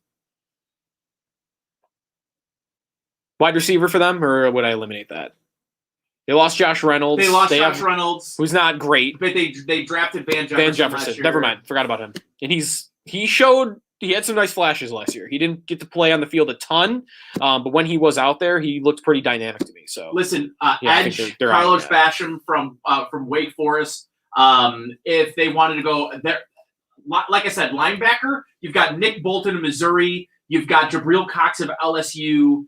You've got corners Elijah Molden. You've got safety. You've got they've got interior offensive line, Creed Humphrey. So there is a lot to do here. LA could take Kyle Trask. No. What? Why not? I mean, their GM did say this offseason that he could see him playing like another 7 years. I don't know. I don't know about that. Stafford at 33, I think, has at least got 5-6 years. Well, not at least 5-6 years. Could have 5-6 years, at least got 3. So I would be surprised. I would be. I don't know if it's a great idea for them. Makes the most. If you want 5 or 6 years, offensive line better be the move here. I think that's a good pick. All right, we got to take a timeout. We're running way past. We're going to take a timeout. We take a break in here. When we come back, we should have the Bills picking here in just about 5 picks. We've got the Rams on the board, and then we've got Kansas City, Carolina, and then the Bills will be up at 61. So stick with us here on our continued coverage of Day 2 of the 2021 NFL Draft here on WGR.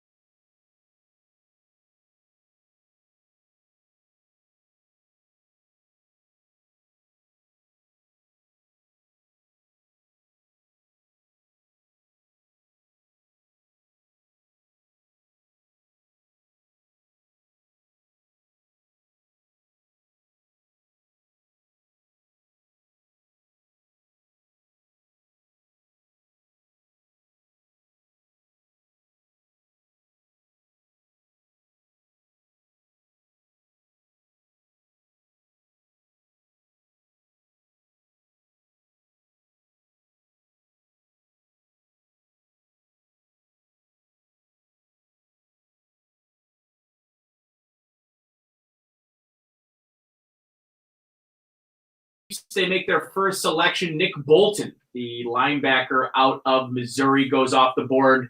Last pick, and then the pick before that, Tutu Atwell, wide receiver for Louisville, for the Rams' first pick of the draft. So the Rams and Chiefs make their first picks of the NFL draft in back-to-back picks. The Chiefs will pick again at 63. The 58th overall pick would have been the pick that they got from the Ravens in exchange. Yes. In the Orlando Brown trade. They got a Orlando Brown, a starting left tackle, and a second-round pick out of that trade somehow, inexplicably. It basically was Orlando Brown for moving down, what is that, 30 spots? Whatever, 31. That could have done better. Could have done way better. Yeah. So maybe they were thinking, because Creed Humphrey, we both thought maybe would go to Kansas City there as their new starting center. Maybe they thought it was more likely that he would be there on the way back at 62 or 63. Carolina, New Orleans. We wondered out loud about the Bills bringing Creed Humphrey in. He would not start this season, but he could be your kind of backup interior offensive lineman, one of them in his first year, and then maybe take over the starting center spot for Mitch Morse in 2022. So that was just an idea that we were just talking about off air. Safeties. There is Terrace Marshall, who is mocked in a lot of first rounds, still available. That we have not seen that second quarter, that quarterback taking off the board yet. The over under in this round for quarterbacks taken was 2.5, and there's been none. And there's no way you're getting a 3 at this point. No. I did not bet that, by the way. I'm just saying that was a line that was out there. So New Orleans maybe could do it. That's still only one, but I could see New Orleans doing it. Carolina's not going to do it. Do I bring Sal Capaccio in? I mean, we might as well help bring him in so he can help us prognosticate about this pick a little bit. Sal, how have you the last couple of picks, a run on wide receivers? We obviously saw the middle of the second round a run on those offensive linemen. If you're the Bills, how do you feel like that? That the board has played out for you in the second round. I think that they've got to pick up some positions that I think they'd like to pick from.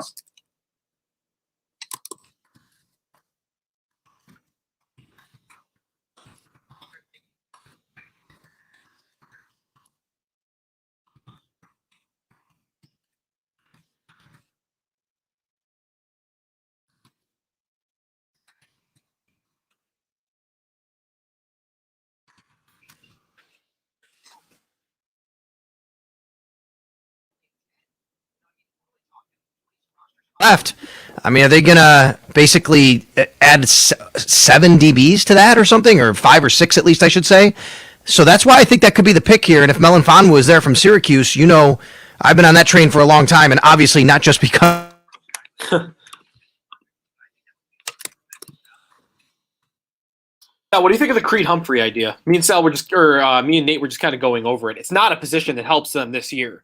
It's more of a future pick, kind of like what Brandon Bean was saying, like the Rousseau pick was in the first round. So what do you think about interior offensive line?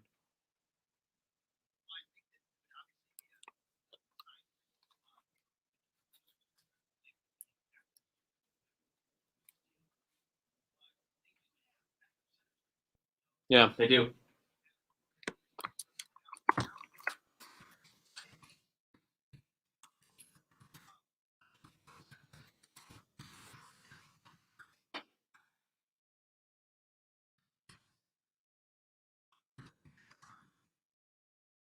Sale, and obviously talking about corner and looking at kind of the best available players on the board.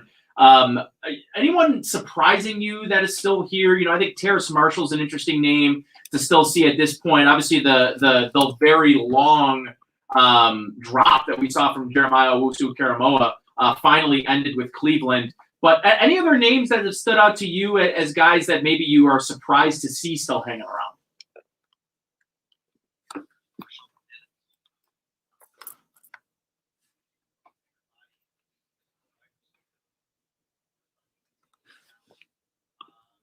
Injury questions with him is the big thing. Injury questions, yep. Yeah. So go ahead, I'm sorry. I was just going to say, I wondered, because I know Bean spoke about the medical stuff going in about the first round pick, but I've wondered even like a guy like Terrace Marshall would be sitting there at 61 if they still wouldn't do it because of the injury red flags. We got Panthers. The Carolina Panthers up here.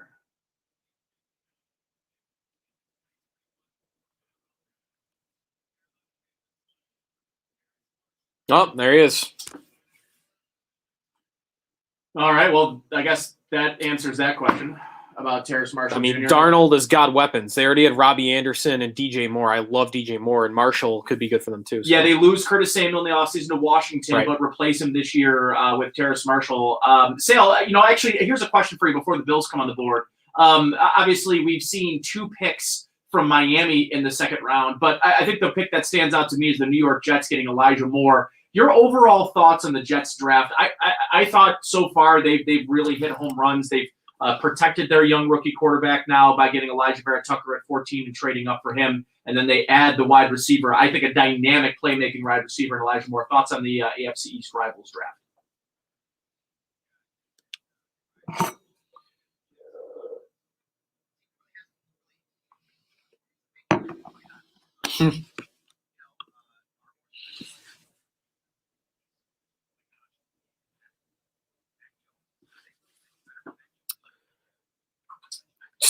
So, you asked that question on Twitter the other day, like what's New England's record with each of their quarterbacks? And I think I had the same record for Mac Jones as I had with New England with Cam Newton and Jimmy Garoppolo. I just don't think of them all that differently.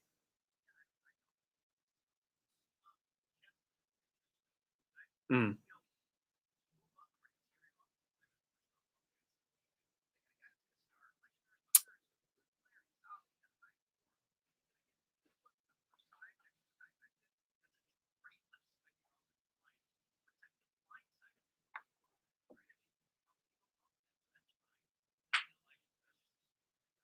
Yeah.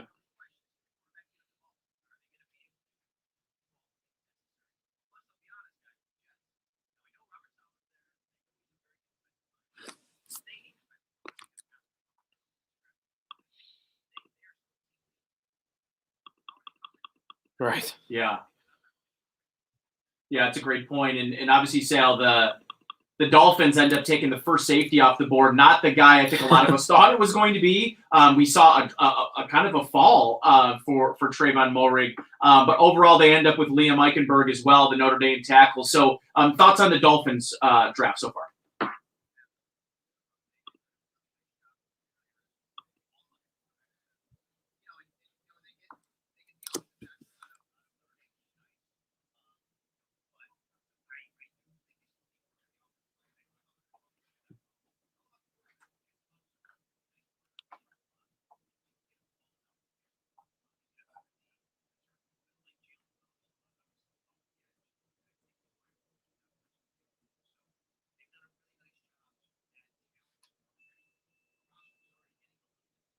Here we go. We got the Saints on the board, and then the Bills are up next.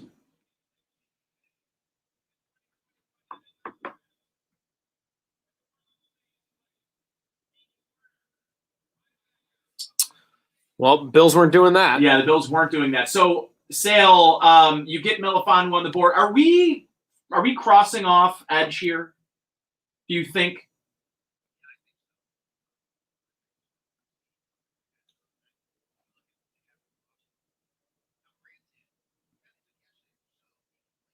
That's right.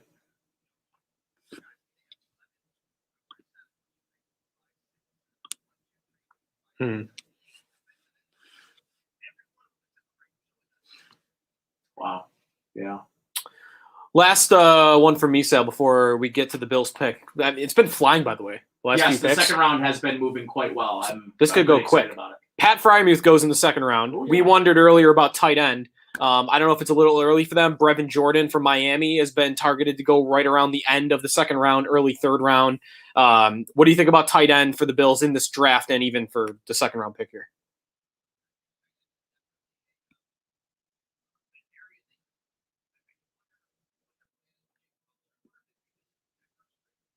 Right.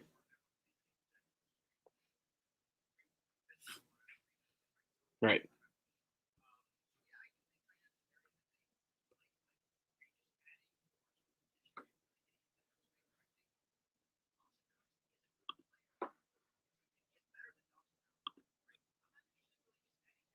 Mm.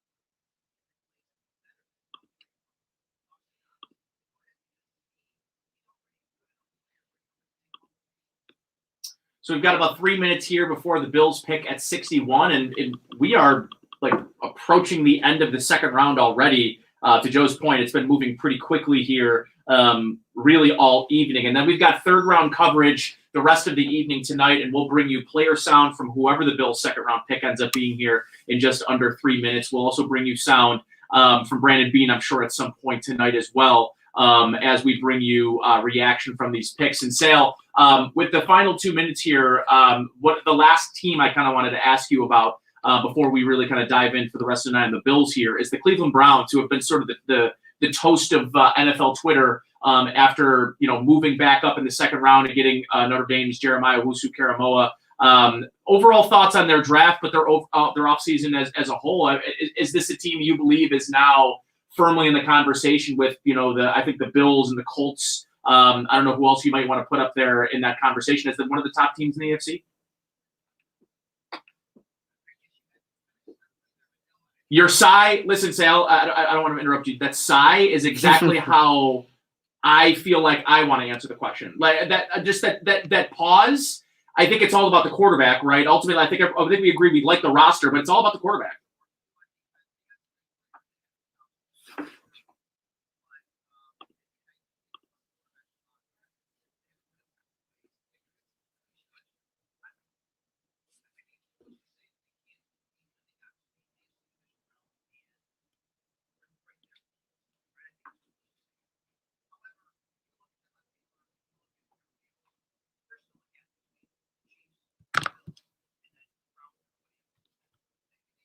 Mm-hmm.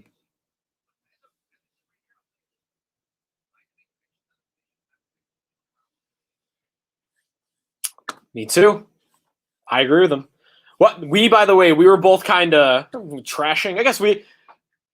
So do I. I also. Do we want to? Yeah, we'll let Roger Goodell. Okay.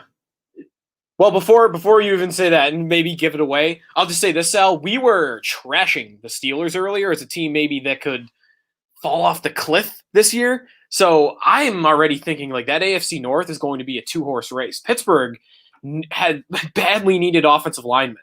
And for them to go running back tight end with their first two picks was kind of crazy to me.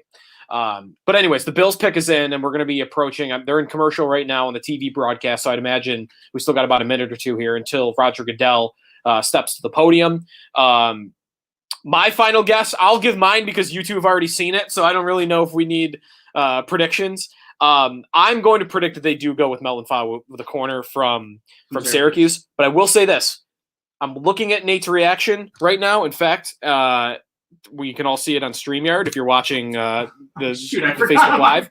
And I think Nate's reaction makes me think that it's not Melvin Fowler. I think it's somebody that he was not expecting.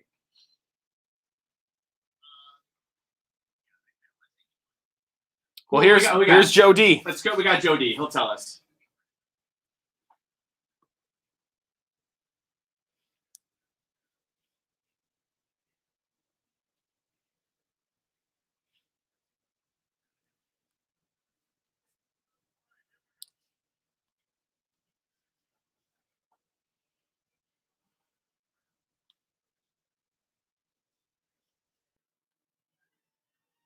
Edge. Wow. Edge. Listen, Sal, Nate was on Edge all day or all broadcast, and I was like, no, they're not picking an Edge. They have a million of them, and they just did it. I'll say this, Sal. I asked you right before that. I did not know that he was in the running there. I asked about Edge because I kept telling myself, I get the numbers game. I get what they've got going there, but fast forward to 2022 and think about what Brandon Bean has been saying about the future and how important getting after the quarterback is. Listen, the Buffalo Bills got exposed in that game against the Kansas City Chiefs. They were not able to find consistent pressure. Jerry Hughes is going to be off this roster more than likely after the 2021 season. We know that Mario Addison won't be around after the 21 season. But Sal, it's going to be quite the lead up into training camp, thinking about how this lineup plays out. It's going to be interesting because you're not cutting your first or second round picks. So there's going to be some good football players that don't make this Bills roster at the edge.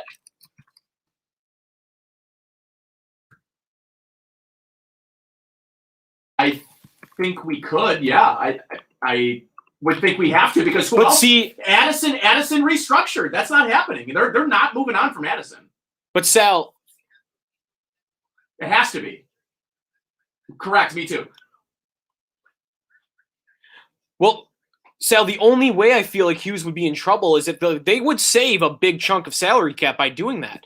But wouldn't you think you have to be doing something with that cap space to move on from him? Because what's the point of moving on from him to save money? I mean, I guess you could go to the rollover here to next season. I don't know, though. That would be a big surprise for me if they moved on from Jerry Hughes. Here's the Packers.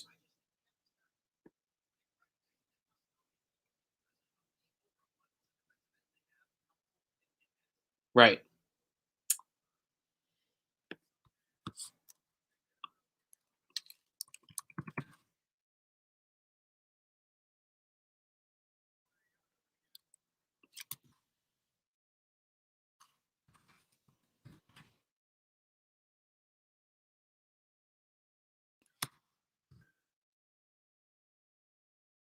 They finally did something to help Aaron Rodgers. Maybe.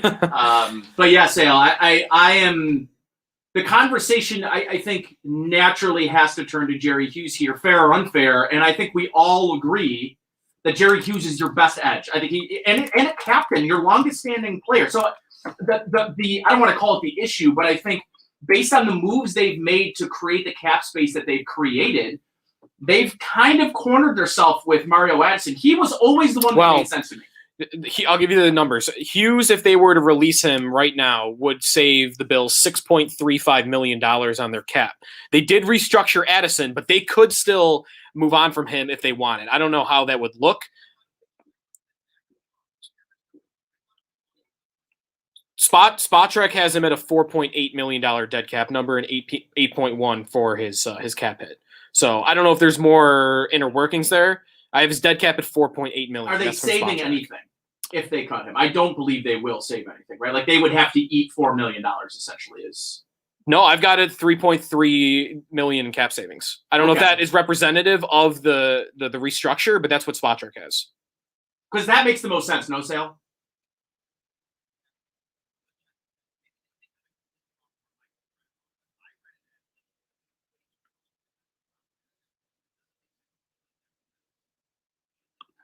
Yeah. The voidable year. Yeah, and there was a voidable year as well. 2022 I have is voidable. Still, though, either way. I am too.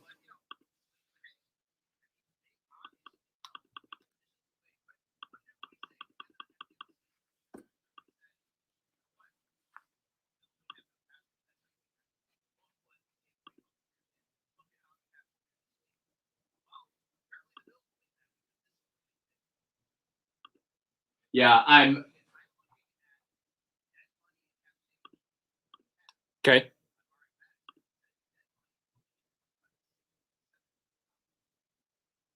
That's a post June 1st. Yeah. Okay. Okay. I think as long as you're not losing cap space, like as long as you're saving something and you're not actually eating more cap space, I don't know. So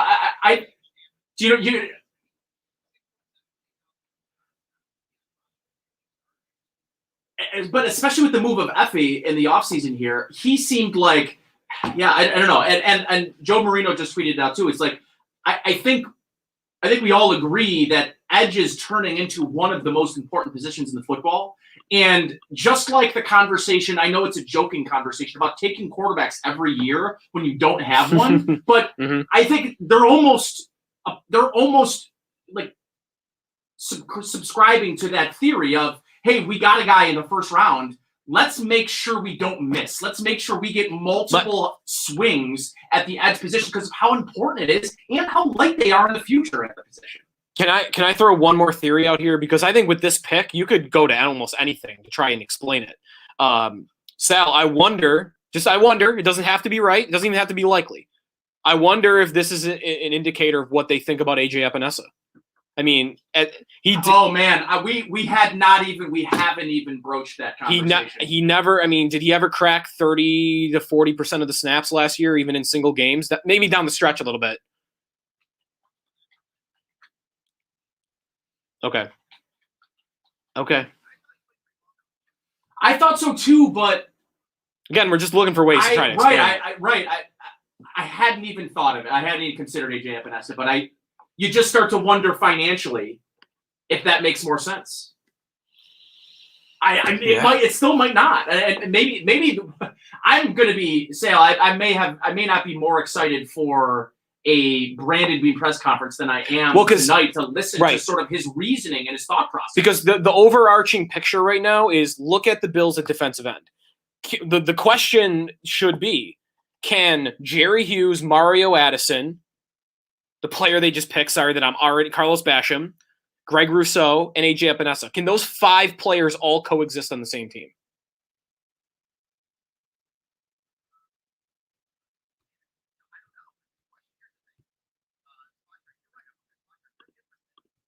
That's what I wonder. Yeah, I don't know.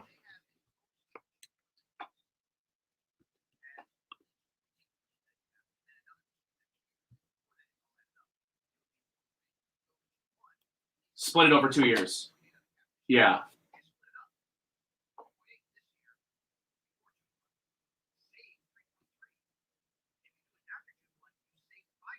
That's going to be the move. It has to be the move.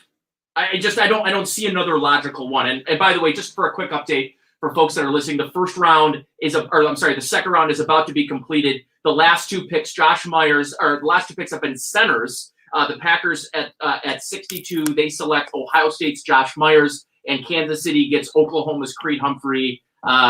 If for no other reason that I wanted the Bills to say Creed Humphrey, was so that Kansas City could not get him.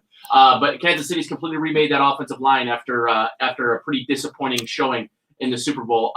Sale, we're going to take a timeout. We will, if you want to stick around, please do. If you've got an article to write.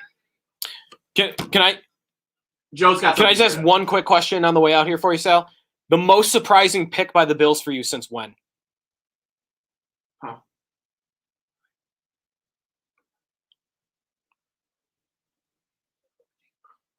Okay. Jake Fromm. Okay. Yeah, that was. I remember that was definitely surprising. Yeah. Yep. All right, Sal.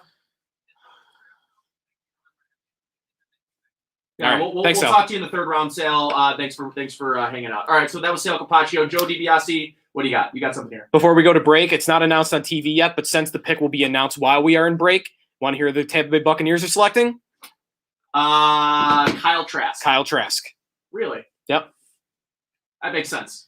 He's gonna be their hopeful development guy behind Tom Brady, who just signed a contract extension.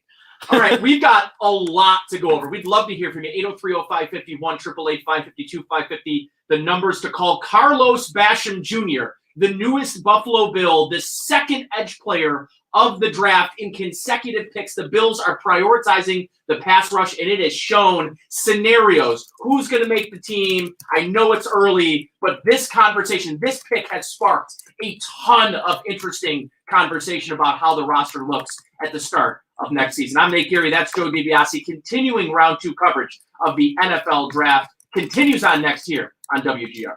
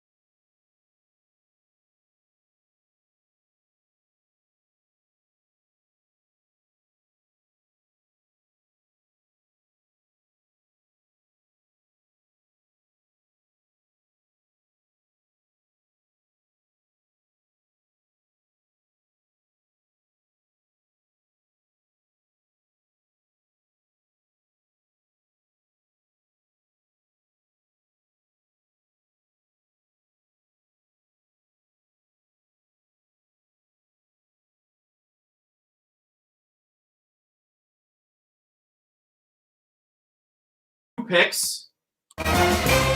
First quarterback out of the first round. The last pick of the second round, Kyle Trask, Florida quarterback, and then a Syracuse defensive back not named Melifonwu. It is Andre Sisco, the safety from Syracuse. He goes to the Jacksonville Jaguars with the 65th pick and the first pick of the third round. I think we're all still a little thrown off by the Bills pick, which I guess I really wasn't prepared to be thrown off by a Bills pick in the second or third round, but I'm feeling that way. I said in the break, I don't know if there's any pick they could have made that would have been more interesting for us in the purposes of doing the show. I mean, I guess they could have gone running back. Corey threw out there they could have gone quarterback. Of course, that'd be more interesting, but that wasn't going to happen. Yeah, like if they went running back, if they went goaltender. Goaltender always throws people off. But this was up there. It's not something any of us saw coming. It's a position where they are deep at the position, and it's a position where you are left scratching your head as to how it's going to fit together. At least if they had done running back, like we could have guessed, right? If they drafted Kenneth Gainwell, they could. If they had done that, it would have been, I guess their running back duo going forward is Zach Moss and Kenneth Gainwell. Yeah. Not good for Devin Singletary. Like, that would have been pretty clear. They draft Carlos Basham, and we're just throwing theories and seeing what sticks. I mean, it could be any number of things. Could be Greg Rousseau is going to play more inside than we thought. Could mean Basham's going to play more inside than his position is. Could mean they have Addison's drafted a ton of versatility at the defensive end position. They have. And they're clearly making a point that you know what? Either they weren't accepting their pass rush from the AFC Championship game, or Brandon Beane watched that Super Bowl and thought, I need to get after Patrick Mahomes like that. Yep. And I need to take every swing I can at getting pass rushers like Tampa Bay has. It's got to be it. Buffalo wins. Our buddy, my buddy Joe, he has a good tweet here about McDermott and maybe why you look at going two defensive ends this high. As McDermott's defense regressed last season, he's a defensive coach.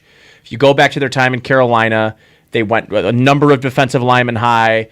He's a proud defensive coordinator. I imagine watching that game and feeling like there was nothing they could do to get after Patrick Mahomes.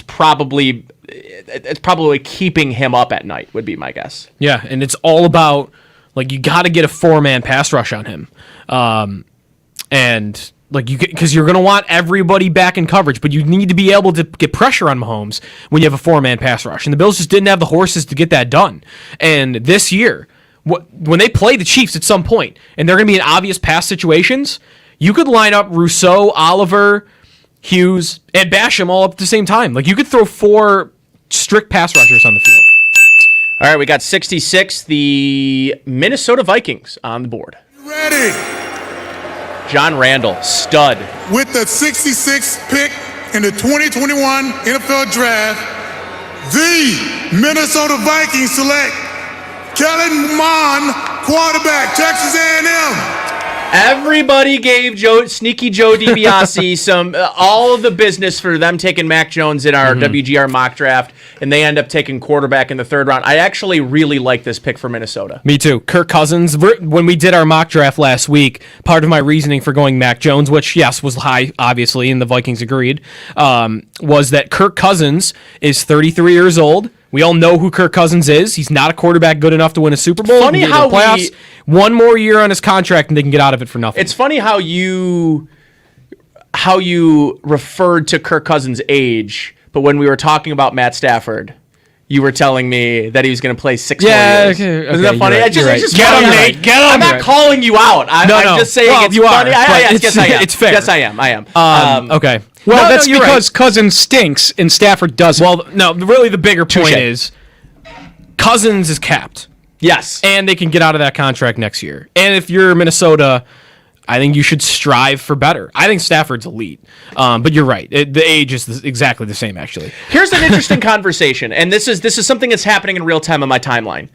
Everybody talks about you don't draft for need. You draft the best players available. And now everyone's saying, well, why did you draft 2 positions or 2 defensive ends when there were all these other needs? And I'm saying to myself, guys, let's stop talking around in circles, because that's what we're doing. And that's what we do during the draft. But maybe you don't like the Carlos Basham draft pick. Maybe you don't understand why they took edge back to back. It's the same conversation of why you wouldn't like the Bills if they took a wide receiver in the first or second round, because you think they're good at the position. You don't also, what pick are for need. Like, they don't have a lot of needs. Right, what are their needs? Corner. I get the corner. They need bodies at cornerback too. I agree with that. But this isn't a team with a lot of holes. So if your argument is they had other holes, why'd they take 2 edge players?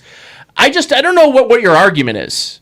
They just don't have a lot of needs. Let's go to the phones. Let's go to Patrick in Williamsville, who's been waiting on hold. Patrick, you're on with Nate and Joe. Welcome. Nate, Joe, first of all, I want to say, Nate, I've been following your story for a few years now. Thank you. And Joe, like the way you stepped into the afternoon show and the 7 to 9 show, really congratulations to both of you guys. The way you Thanks, man. present rhetoric and debate is really, really impressive. So I just want to say I really appreciate that. So thank you both. In terms of the draft, Joe, it's weird because you and I talked about Allen a couple of years ago, like a unproven versus proven. Mm-hmm. We're in a world where like Carlos Basham is controversial. You know, like it's interesting. And the way I'm looking at the roster is like there's these luxury picks, and you can call it ETN or Rondell Moore. Elijah Moore. Or, I guess Rondell Moore. But like I'm curious the way you guys think of the draft right now, like as it's like when Basham gets picked, like Nate, Joe, like what? Yeah. Hey Patrick, we'll answer that in 1 second. Let's just hear the Texans pick at 67. Traveling Texans. My guy right here, 24 years of marriage, happy anniversary to his wife. I just found out I walked across the stage. Show his wife some love. Show his wife some love. Cleveland, what's happening? I'm going to take 10 seconds to tell y'all a quick story. My dad is from New York, but he loves the Cleveland Browns. When I was a kid growing up, the Brownies this, the Brownies that. Time's Jim up. Brown He's is already going over. to be all right this year. When I got drafted, he wanted the Browns to draft me. I didn't get that lucky. I got drafted by the Texans, so it's all good, baby. All right. With the 67th pick in the 2021 NFL Draft, my Houston Texans select Davis Mills, QB from Stanford. Go Texans. Run on quarterbacks. Okay, wait a second. Who do the Texans now have? Tyrod Taylor, Davis Mills. I think that's it. McCarron signed with the Falcons. So they've got other people. All right, Patrick, re-ask your question again. I'm sorry that we got kind of cut off there by the draft pick. Re-ask your final question there that you wanted me and Joe to answer. No, it's okay. And what's great, Nate, is because the percenters have been so flawless, which has been seamless. No, I wanted to thank you guys. Like thank you and Joe particularly for having specific programs, if you will, like Beyond, Chope, and Bulldog. But congratulations to you both. My thing with the Bills is Basham is great, right? Like Basham is great. Joe and I argued a couple of years ago in the Senior Bowl over Josh Allen, and I'm wondering if you guys are thinking of like, a third-round pick this way, right? Like Basham's in the fold, like AJ's in the fold. There's these other, like Rousseau, like count them or discount them. We have these controversial picks, if you will, Nate.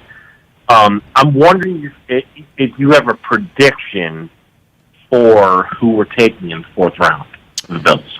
You mean third round? Because I'm pretty sure they don't have a fourth round pick. They do not have. They don't. So Patrick, I got you on third round. I don't know, because I don't think they're picking for need. I think they've made that very clear with the last pick. Not right now needs. They're not picking that. So maybe all of us thought corner all along, and maybe a lot of us, maybe they just listen. Mellifon was still on the board, so let's for a moment. And now, is he going to be around at 93? I don't think so, but I would think corner. I would think wide receivers in play. I would think running backs in play. I'd think interior and tackles in play would be my guess. I think tight ends in play also. Not likely, because I like Sal's point. You don't get a tight end unless it's a clear upgrade. In the 2021 NFL Draft, the Atlanta Falcons select Jalen Mayfield, guard, Michigan. So there's Jalen Mayfield. I had him as a tackle, but the Falcons going up there and putting guard on the card would indicate to you where he's going to play. We got to take a timeout. I got to make sure I get all these breaks in. So we'll take a quick timeout. On the other side, we'll continue taking phone calls. Thanks for the call, Patrick. Appreciate you, brother. Anyone that wants to get your thought in the Carlos Basham pick, maybe where you want to see this team go in the third round, they'll be up probably. We'll also hear from Carlos Basham at some point here in the next hour, so stick with us here on our continuing coverage of the 2021 NFL Draft, brought to you by Taco Bell here on WGR. You're listening to the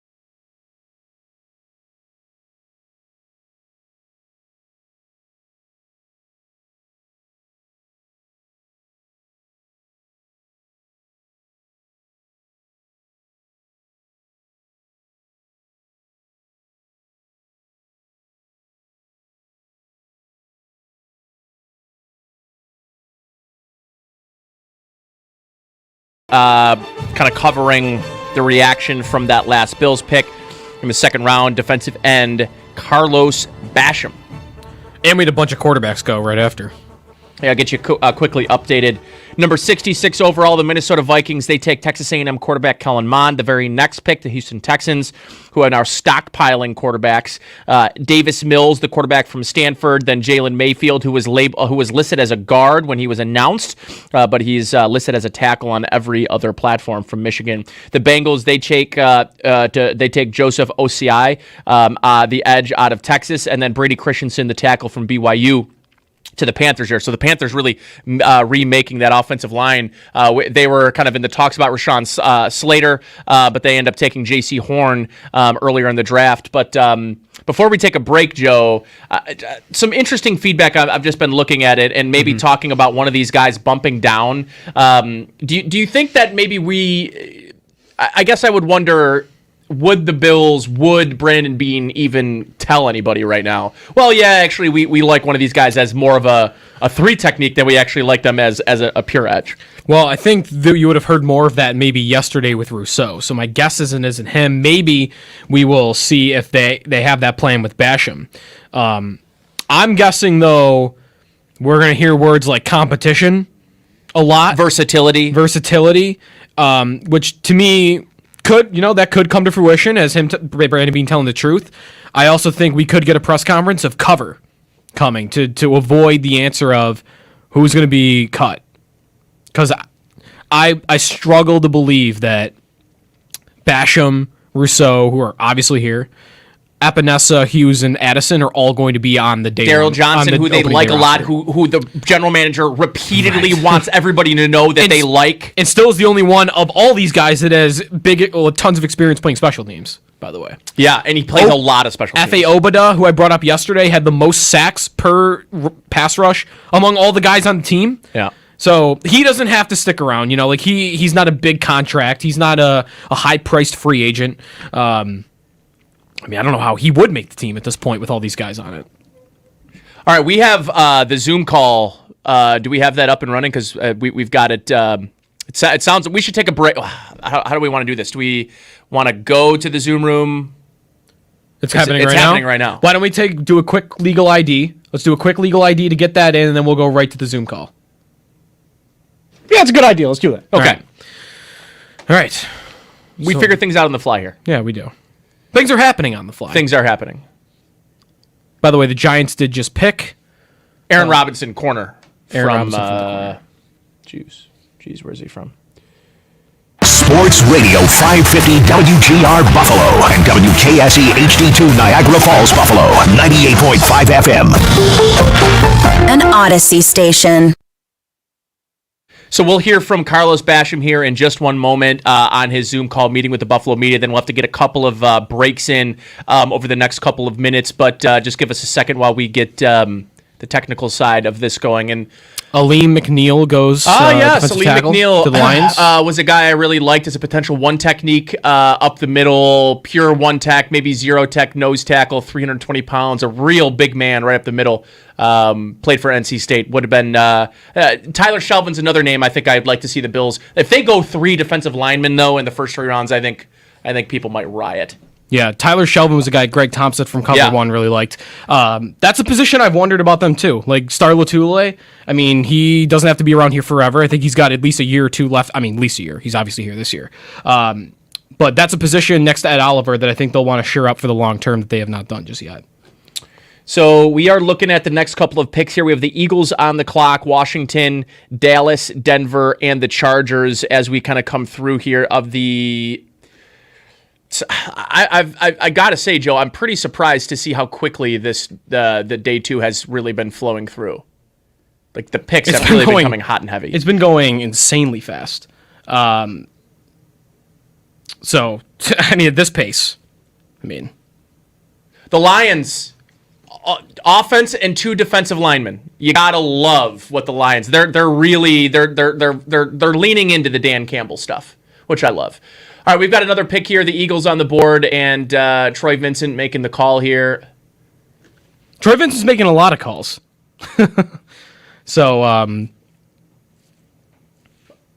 Do we have Carlos Basham? We've got Carlos Basham, so we're going to go to the Bills' second-round pick in his Zoom room.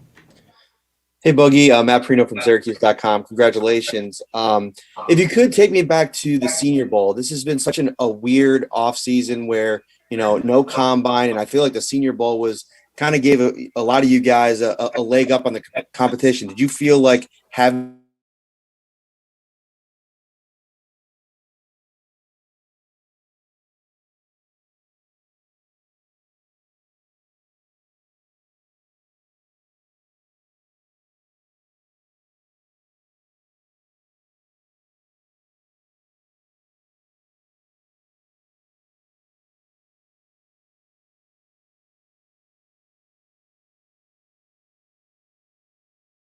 table, they definitely know what I can bring.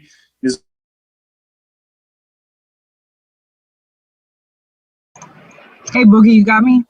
Yeah, I got you. All right, congratulations on tonight.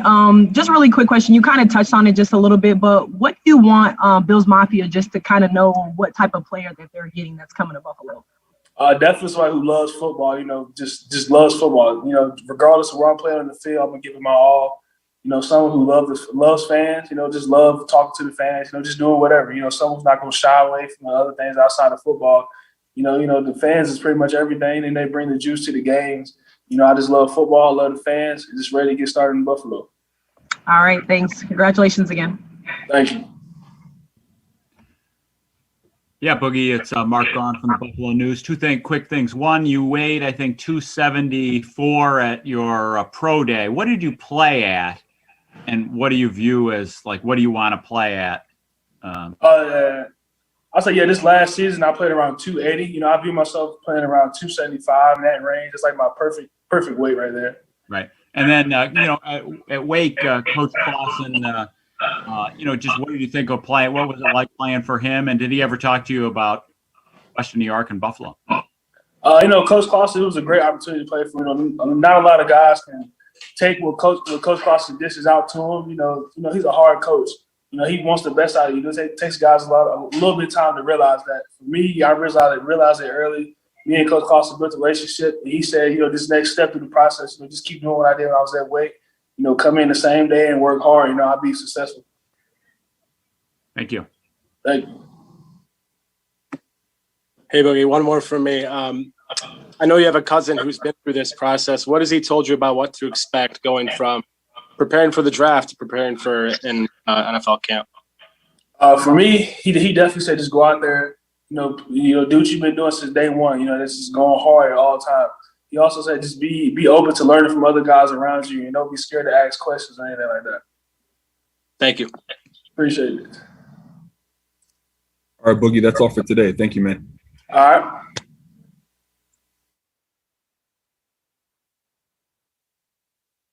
All right, that was the newest Bills rookie, Carlos Basham Jr. He was going as Boogie. That'll be his nickname moving forward, so get used to that, Bills Mafia. All right, we got to take a quick timeout. We'll come back. We'll get you continued coverage here of round 3 as that has gotten underway.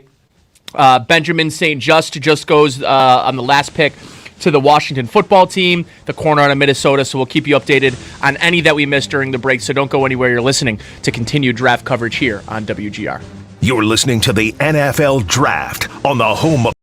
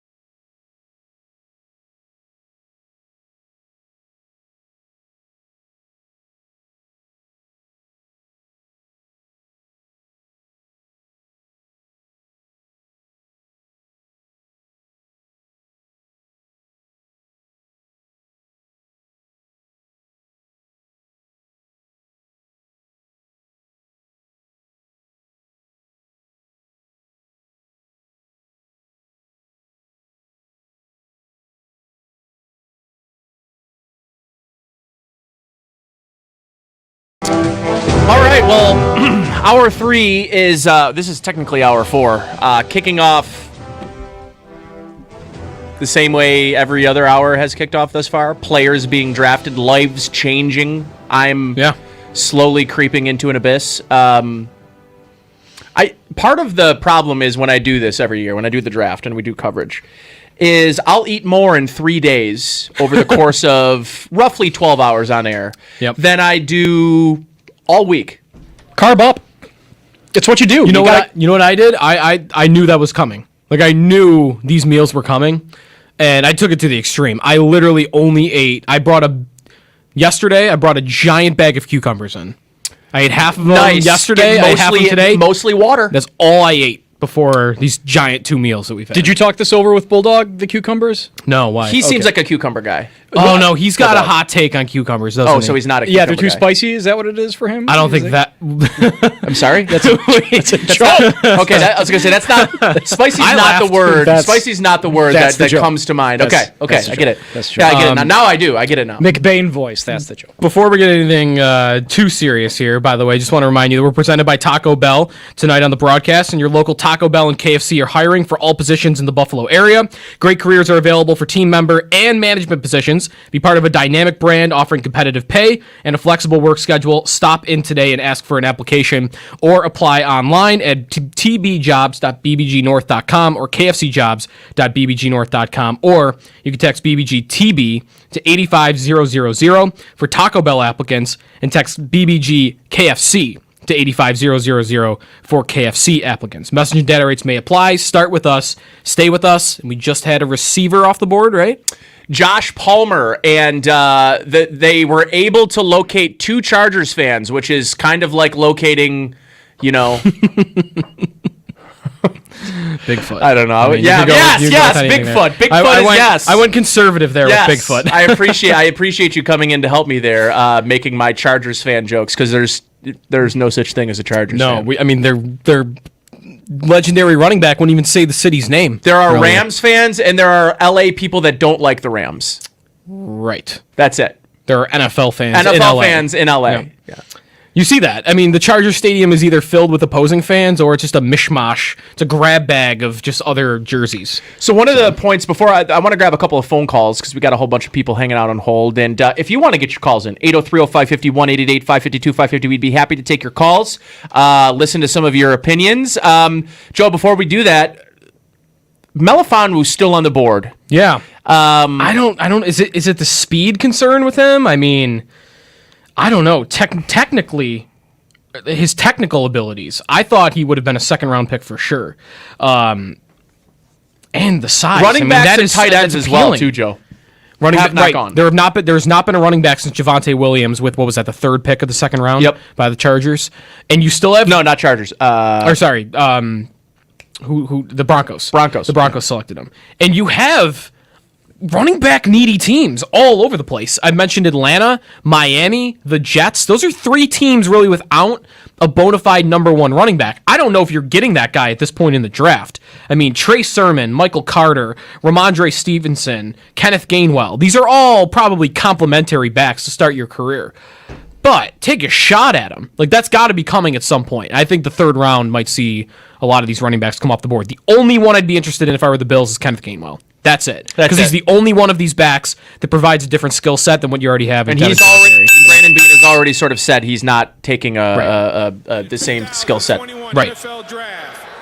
The Minnesota Vikings select Chaz Surratt, linebacker, North Carolina. Like that pick a lot. I was a big Chaz Surratt fan when he was quarterback his freshman season at North Carolina. He ends up switching positions to play linebacker, still pretty raw, but a lot of upside for Chaz Surratt. His brother, who he's hugging right there, his name will also be called at some point over the next day or so. I would assume sometime tonight, potentially tomorrow, the Wake Forest wide receiver, his brother as well. So let's grab a quick phone call. Let's go to Greg, who's hanging out from OP. Greg, you're on with Nate and Joe. Welcome. I'm sorry, Greg. Gary. It's Gary. Gary. That's my fault. Gary, sorry, I called you Greg. That's why you didn't answer. You're like, who the hell is this guy talking to? Gary from Orchard Park. Sorry, brother. You're on with us. Okay.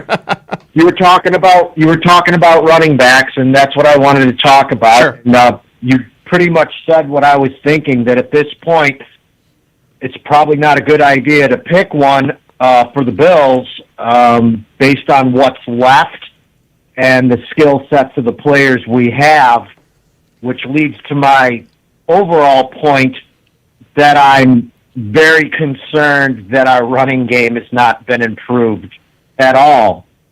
And we haven't drafted an offensive lineman either, so I'm kind of concerned. Gary, what was your stance on Travis Etienne? Was that something you were looking at yourself, or was that something you were kind of rooting for? Actually, I wanted the other guy that Pittsburgh got. Oh, Najee Harris. Okay. Yeah, because I thought that our first and next year's 2 could have gotten us to 24. But maybe I'm not a draft Nick. No, and listen, at the end of the day, I don't know how, even if they end up with Najee Harris over Travis, I still don't love the idea of trading up for one. But Gary, thanks for the call, Gary, because I think you bring up an interesting point that I want to maybe address here, because I think he hit a very truthful point in that the Bills have not gotten better in their run game this offseason. They haven't.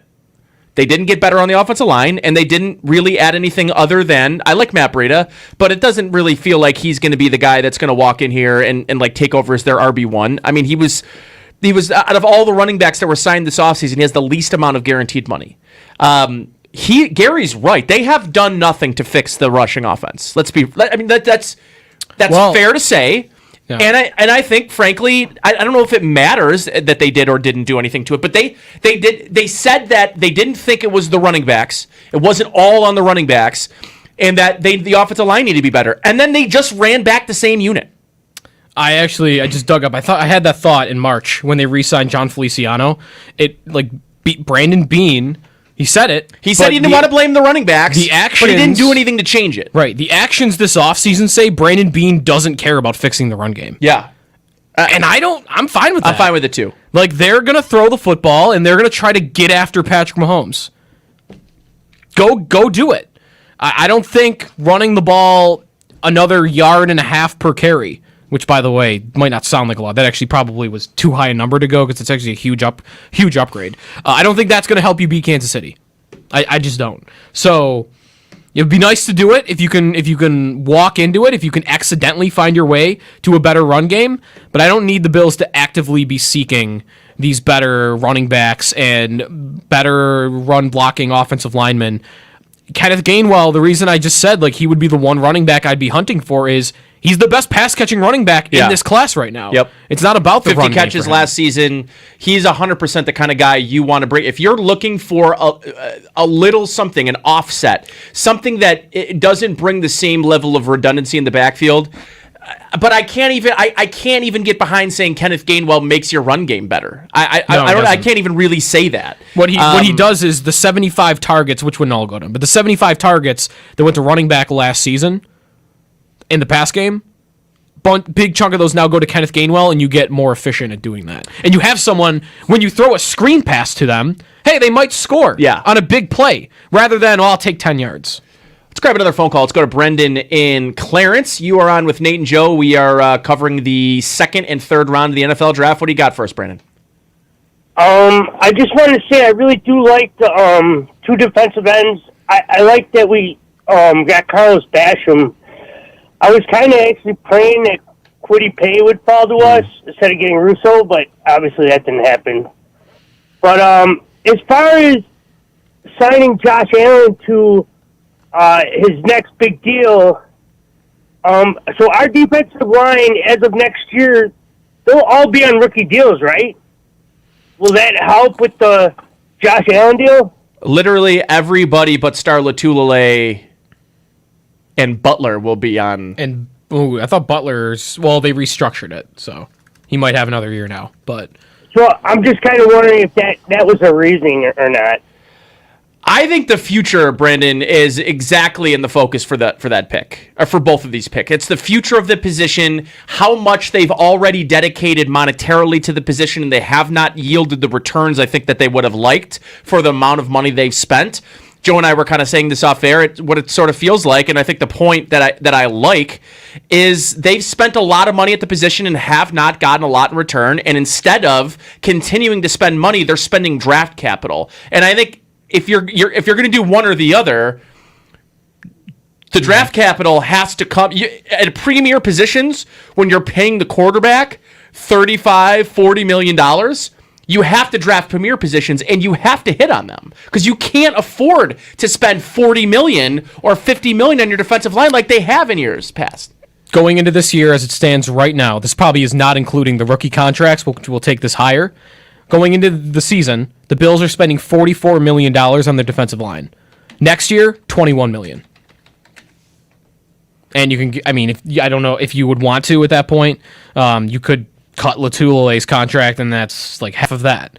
So it's a good point. Vernon Butler, this is the final year. So if they want to go cheap somewhere and invest in young players on a certain position, they are in line to do that now with defensive line. And it's not just the Allen contract, it's the Tremaine Edmonds contract that you will maybe have to spend next year also. And if you pick up the 5th-year option, that's a big cap number too. Bigger number. Listen, I think the first real point that I think I can maybe get behind here is drafting 3 defensive ends with high picks in 2 years and still not having a true edge guy. And feeling like on third down, you got a bunch of guys that can bump down, but who's still who does that leave to play edge? They don't have that bendy guy. They don't. Who even is the most bendy of them? It's Jerry Hughes. Oh, right. Among the young guys, I don't really know if any of them. They don't. Yeah, I mean, they don't have that. So, and if you want, if your maybe they'll draft another one here. There's redundancy between Epinesa, Basham, and Rousseau. I think you have a argument that I'm willing to listen to. That, by the way, that point there about what style and what skill set the pass rushers they've brought in have, that definitely leads me to believe that Mario Addison is a much more likely cut than Jerry Hughes is, because Addison isn't like the bendy guy I think of. He is kind of in the same light as Epinesa and Rousseau and Basham. Hughes is the one right now among all of these guys that is unique. So the Raiders have back-to-back picks here, by the way. So let's see what they could do to completely just to make everybody pull their hair out. Yeah, right. They could use more offensive linemen, and there are offensive linemen available. Oh, do they have any now? I mean, they cut all of them. They cut a lot of them. Yeah, I don't know what the Raiders. The Raiders. Well, now tell me this: could they probably pick back to back here? Could they just say both the picks right here? They should. Let's keep it moving. Announce them both. Raiders. That's what I'm saying. Yeah, nobody responds to that anymore. There we go. Nobody hates the Raiders. In all seriousness, rest in peace to the late, great Willie Brown. I have the pleasure of carrying on this tradition with the Raiders and reminding everybody, next weekend is Mother's Day. Call your mom, go drive, pick up groceries, tell her you love her, tell her you miss her. Take care of your moms, man. They run this thing. With that being said, with the 79th pick in the 2021 NFL Draft, the Las Vegas Raiders select Malcolm Kuntz, defensive end from Buffalo. Wow. All right. Hey, this is a reach I'll be good with. 3rd round. That's high. 3rd round. That's am I right? And that's the highest UB draft pick since Khalil Mack? That is the highest UB draft pick since Khalil Mack. All right. Feels a little reachy. I don't care. Well, it's the Raiders.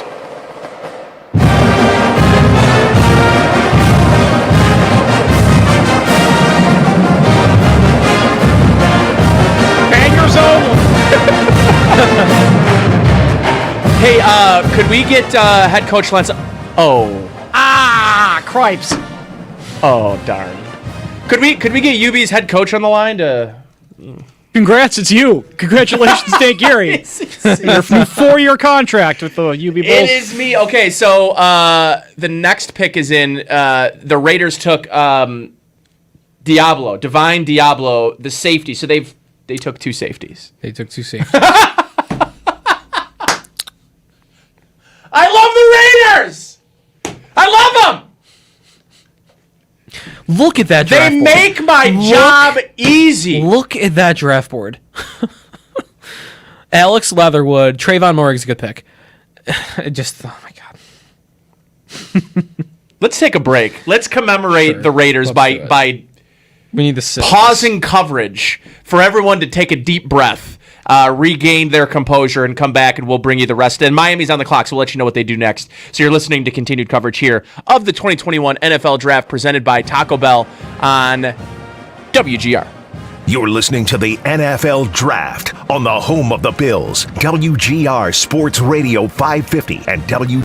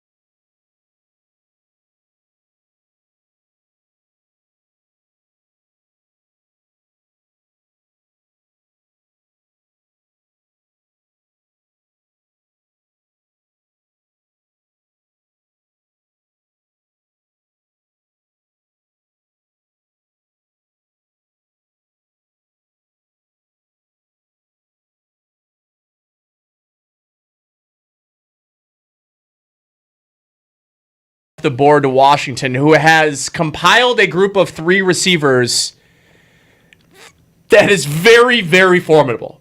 De'Ami Brown, Curtis Samuel, and of course Scary Terry. I mean, they're one of the best young receiving corps in the league. De'Ami Brown automatically becomes their best deep threat. Now they've got a deep threat to go with sort of their do everything. And Curtis Samuel can take screen passes, can take stuff underneath, be your slant guy, also deep middle, and then you've got Scary Terry who can kind of do everything. Yeah, Samuel, I don't think Carolina used him enough downfield. I don't know if Washington will do that now that they signed or drafted De'Ami Brown.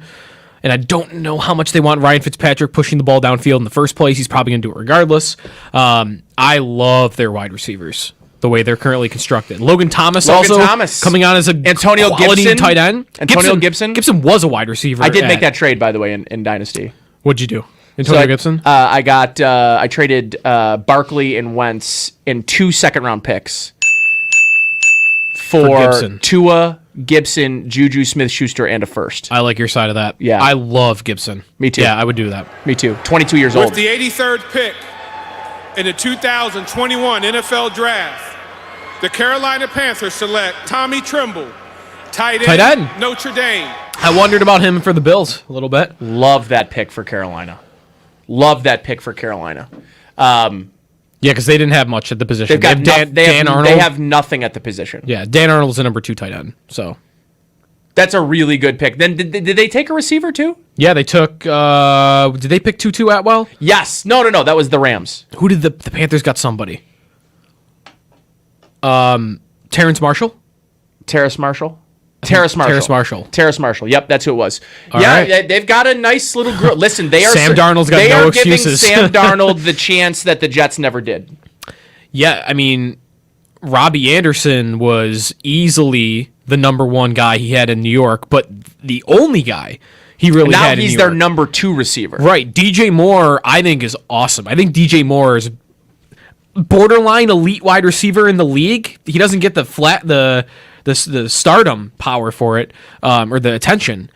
But now they add another rookie tight end with good skills. So let me tell you, and McCaffrey playing a whole season, catching passes out of the backfield is as good a receiver as he ever had with the Jets.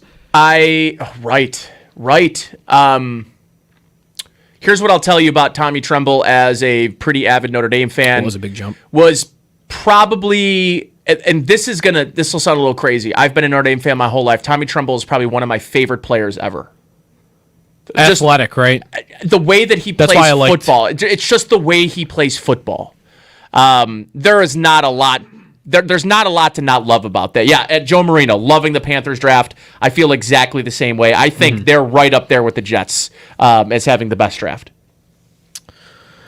He was a guy I thought about for the Bills just because of the pass catching ability. That's why I never really loved Pat Freiermuth. There's just not enough separation. I don't know that the Bills would do that in the first place, but yeah, I've liked the Panthers draft as well. Should take a timeout. Make sure we get to the Bills. Corey, like in sort of in jest, was like, maybe the Bills will pick before 11 o'clock, and I was like, that was not in jest. I know what I'm doing. I was like, okay, ponytail, and here we go. So he's gonna end up being right. All right, let's take a timeout. Yep. Let's take a timeout. And on the other side, we'll get you the Cowboys pick, who they end up picking here, and we'll lead you right into the Bills pick at 93, where they'll apparently pick another defensive end. I don't know. All right, I'm Nate Geary. That's Joe DiBiase. More coming up next year on WGR. You're listening to the NFL.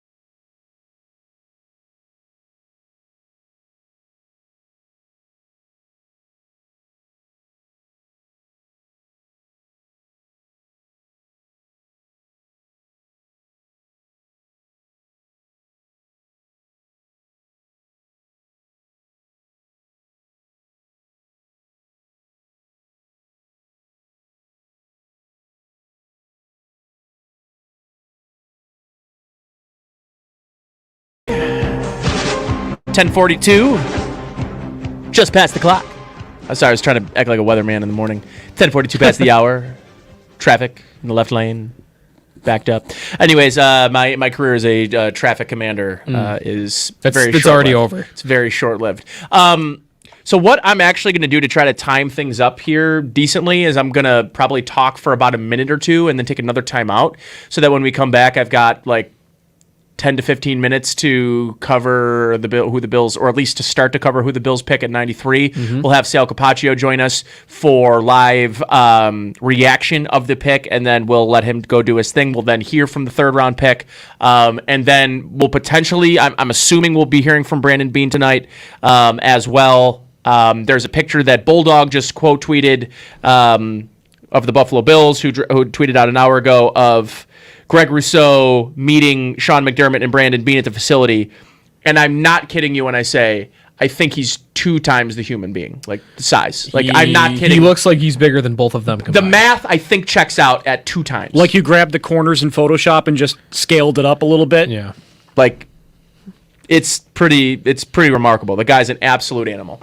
So let's get this pick. It's the Vikings. They're up again. They traded back, so I'm sure they've got a lot of these mid-round picks. 86th pick in the 2021 NFL Draft, the Minnesota Vikings select Wyatt Davis.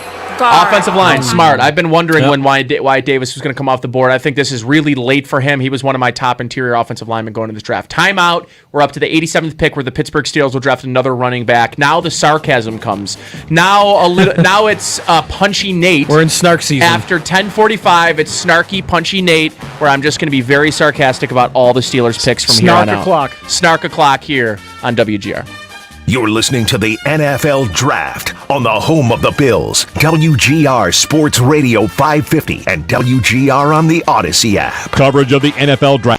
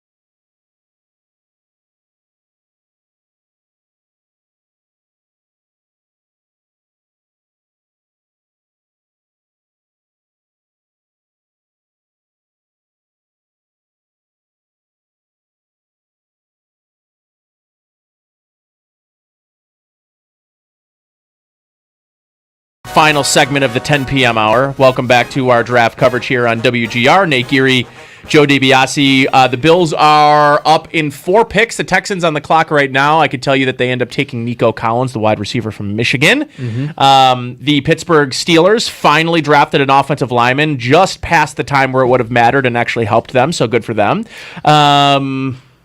Any other... No, if the Bills, Trey Sermon would not have been a guy I think they would have even thought about. Nah. He's very similar to Zach Moss. Green Bay, they drafted Amari Rodgers, so one A. Rodgers goes out, another one comes in. The Packers. I'm staring at Kenneth Gainwell. I don't know. I love the player. I just don't know how much the Bills would use him. Melifonwu is still here. That's the thing. I love Gainwell, but I would go Melifonwu. He's there in the 3rd round. That's destiny. You gotta take him, and he even as a 3rd round pick coming in, I mean, he'll at least push Levi Wallace, and I might want to predict that he would even start at some point in the season. Maybe not right away, but they have not added that even veteran guy. They have not added that Josh Norman, that Kevin Johnson. Which, listen, they're going to have an opportunity to after the draft. Casey Hayward's available. Richard Sherman's available. Even right. though I want nothing to do with Richard Sherman, he's just... Really? I'm faster than Richard Sherman. Well, I almost said that's true. I know. Word snark o'clock. Forgot. No, I'm not being snarky. I am faster than Richard Sherman. Somebody get a stopwatch. I don't want you to be humiliated by Richard Sherman when he drives up to your house. I'm going to wear my FootJoy golf cleats, and I will beat him in a 40 on synthetic surface. Okay. Not grass. But you give me a synthetic surface, and you'll see how much quicker I truly become on synthetic surface. Will beat you in that race, and then he will beat you to death with your own golf cleats on TikTok. Like that's how it would definitely be on TikTok, no doubt about that. Can I throw one player by you that I'm not sure you know much about? I'd like you to throw 2 if you have the ability. It is a running back, and it's not a guy I think the Bills would pick. But I wonder what you think of this type of player for the Bills. He is Ramondre Stevenson, running back from Oklahoma State, who I think, talent-wise, is maybe the best all-around running back. Wait, left down the Oklahoma board. State? Oklahoma. Okay, I was going to say Oklahoma. Not Oklahoma State. Go ahead. Let's hear the pick here. Texans. Nico. With the 89th pick in the 2021 NFL Draft, the Houston Texans select Nico Collins, wide receiver, Michigan. All right. I think the Texans have run out of fans. There was no one sitting in the chair. I think they're out. I think the Texans have run out of a lot. I'm gonna actually stop my question because I know the answer to it. This is a guy that's got tons of talent, but has been suspended like 3 times and had issues staying in shape. Yeah, and the Bills usually don't take flyers on guys. And not only that, Michael Carter is still available. I would almost like him more than I like. His hands of the running backs, his hands are the best. Yeah. Among maybe the whole class. Maybe Harris was better with that. Gainwell is going to be the guy that gives you the breakaway speed, the home run ability. Carter is just a sure-handed pass catching back. By the way, I was told I don't have to take a break till 11:25 tonight. All right, kick the feet up. That's literally exactly what I just did. Oh, you did. I didn't even see it. I've got the screen in front of me too. Not only are you in front of me, but I have the video also, and I still missed it. I got a lot of screens in front of me right now. I like the Anthony Schwartz idea. You don't need to tell me anything more than the 40 time, and I like the Anthony Schwartz idea.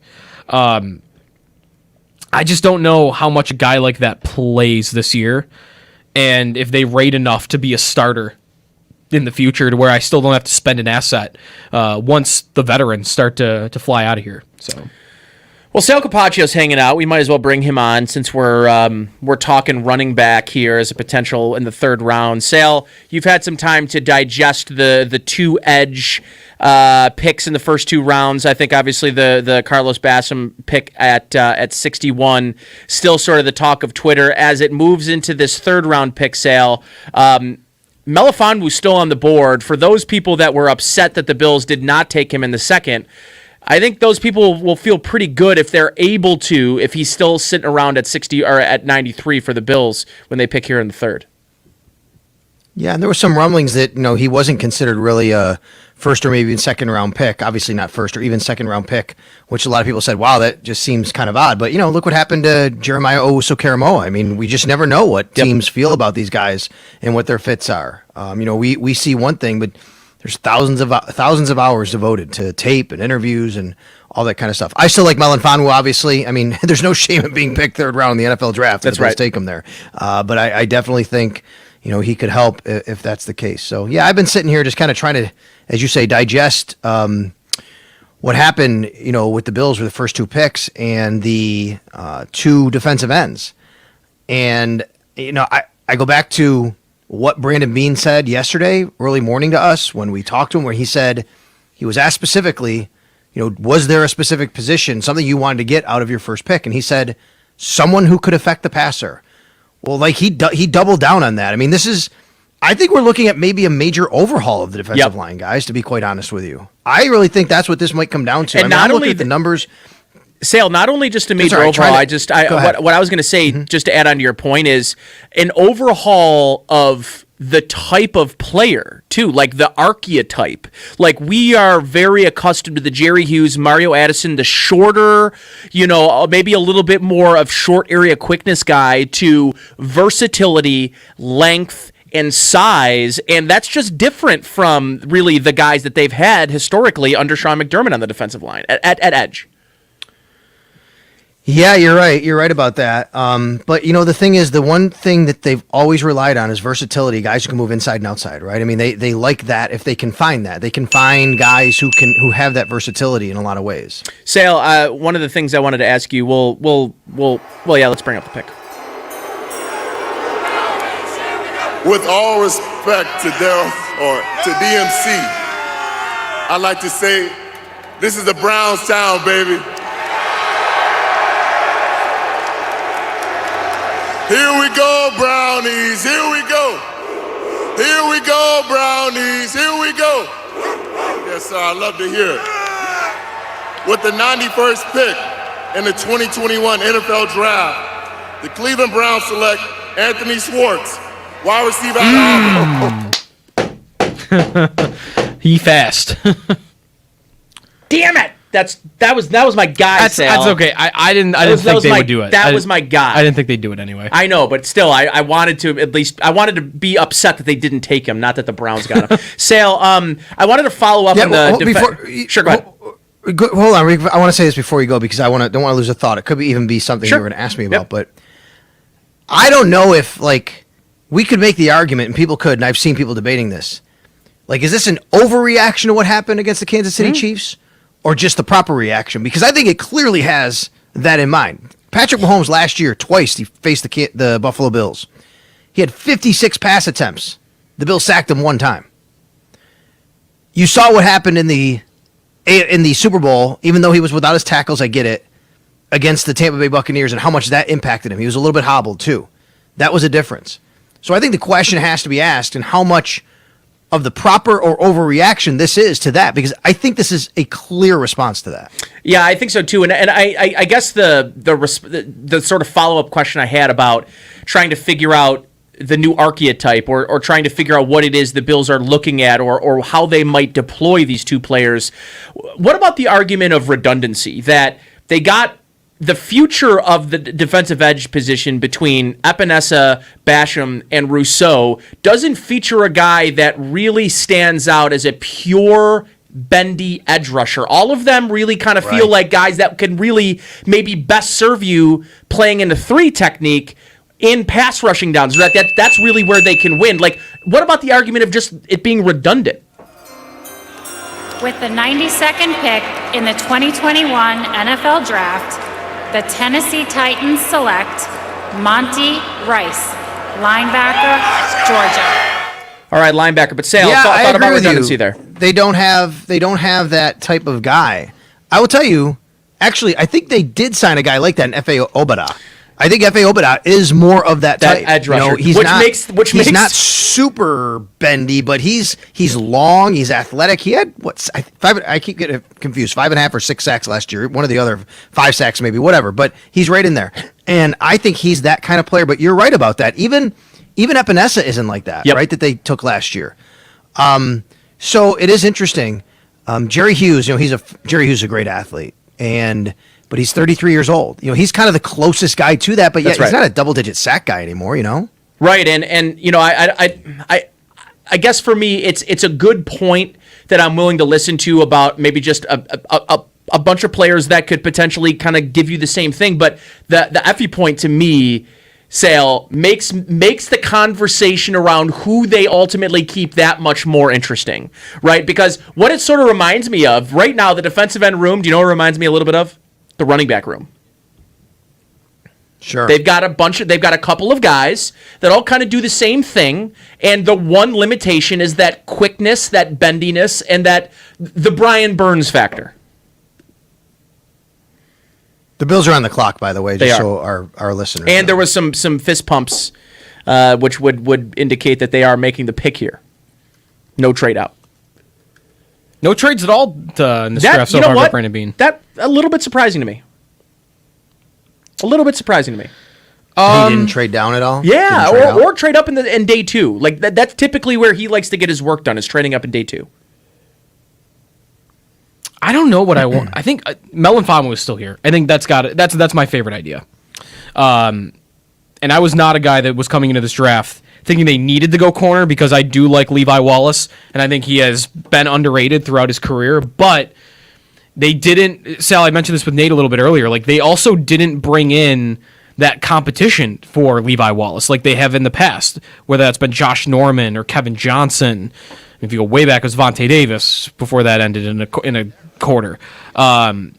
So we mentioned the free agents like Richard Sherman, Casey Hayward. But isn't the competition already in house in Dane Jackson? Do you think that he qualifies as that? 100%. But yeah, I think. Listen, Brandon Beane. I want to go back to the very first postseason press conference from Brandon Beane. Dane Jackson's name was the first name out of his mouth when he talked about trying to find maybe a starter opposite Tre'Davious White, and I think that was telling. I think they really like him. And let's remember, they let Levi Wallace become a free agent, guys. They didn't even give him a qualifying offer. That's right. And then they brought him back because Levi said, I don't want to go anywhere. That was more Levi going, yeah, I don't want to go anywhere. And he knew he had an opportunity. He still does. He could still win that job. I think Dane Jackson's the incumbent right now. I shouldn't say the incumbent. It is Levi.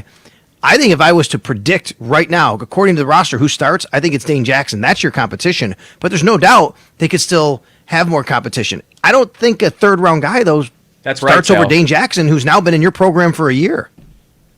I think that's right, and I think it's what makes this pick even more interesting, and kind of the players that are still here on the board. I mean, you can make the case for I like Elijah Molden too, the corner out of Washington. We've been really zeroing in on Melifonwu for a while now. I think it's a lot because a lot of people thought he wouldn't be around at this point, which I think is why he's the topic of conversation. Michael Carter, the running back out of North Carolina, he could be another interesting name. Do you want to hear who ESPN's number one player left on the board is? Yes, Ronnie Perkins, another edge player. He is. That would be amazing. So he is actually the consensus number 3 edge in the class. Maybe should we cross it off? Should we cross it off? I think I feel a little bit more confident asking that question than I did earlier this evening when I asked it at like 7. But yeah, I think we can cross off edge here. One other position I'll throw out there, Nate, you've talked about it, like the one technique interior defensive lineman. Maybe as like the next guy to take over from Star Latule down the road at some point opposite Ed Oliver. Sal, do you have any thoughts on that as an idea for the Bills? Actually, they're making the pick right now. So there we go. Career. Here come the Bills. With the 93rd pick in the 2021 NFL Draft, the Buffalo Bills select Spencer Brown, tackle, Northern Iowa. Well. What kind of tackle? Offensive tackle, right? Offensive tackle, yep. That's right. An offensive tackle, yes. 6'8", 311. He's okay. I remember this guy now. Okay, I remember this guy throughout the draft process. He was one of the biggest players, one of the biggest tackles in the draft. He's pretty raw, but he has got some serious athleticism for 311 pounds. Offensive tackle, Sale. I don't want to say that. I don't want to say that they've surprised me on every pick, the first 3 picks, but I've got to say, tackle was not on my radar. No, me neither. But here's the thing. I've always felt they need a little bit more depth at tackle than they do at the interior. Everybody's talking about interior. We just went over it last time I was on with you guys. I think they have depth at the interior. I think they have guys. Now, Ryan Bates is your backup left tackle, and you have guys that can play it. But to me, Feliciano, Ford, Butker, Devy, Forrest Lamp, they have their interior depth. They needed more tackle depth. That's what this represents.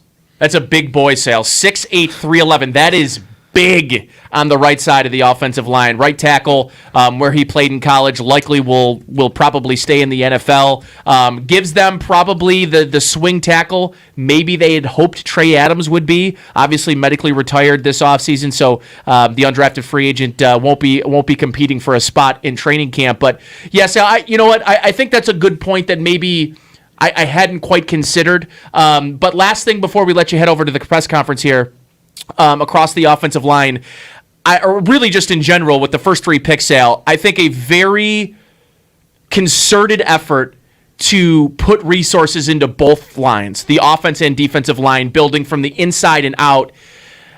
The point about money, Sale, I think was really interesting about talking about this, about taking 2 edges and now an offensive lineman is this is a team that has a lot of resources in the defensive line, Sale, and now they're going sort of young on the defensive line. They've already paid everybody up front on the offensive line. This is their opportunity to sort of clear some potential space for the future to sign Josh Allen, right, Sale? I mean, ultimately, they have invested more on the defensive line than a lot of other teams have. Yeah, I think so. Absolutely, for sure. But I did the numbers on how many they brought to camp. We were talking about that earlier. This was a thin position. They needed more. They normally bring 16 offensive line to training camp. Offensive linemen. They only had 10 in the roster, guys. They need guys. Yeah. So whether you're talking draft picks or undrafted free agent, they were going to add probably 5 or 6 more offensive linemen between tonight, tomorrow, and the rest of undrafted free agency. All right, Sal, we will let you go to the press conference. We'll look forward to hearing from Spencer Brown, the newest Buffalo Bill. All right, thanks, guys. It is what it is.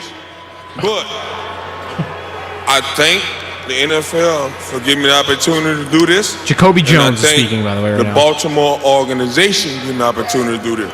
Because as a child, you want to do this. So with the 94th pick, Brevin Jordan, the Baltimore Ravens select from Georgia, Ben Cleveland. Offensive line.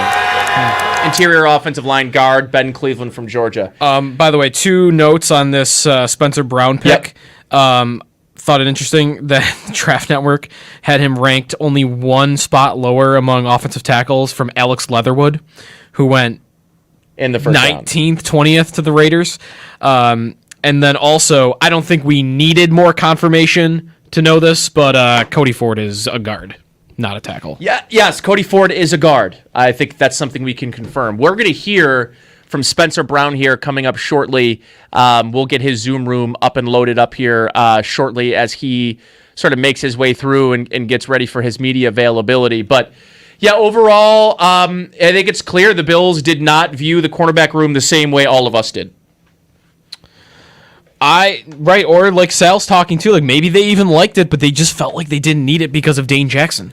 And I think it's also very possible that they didn't draft for need.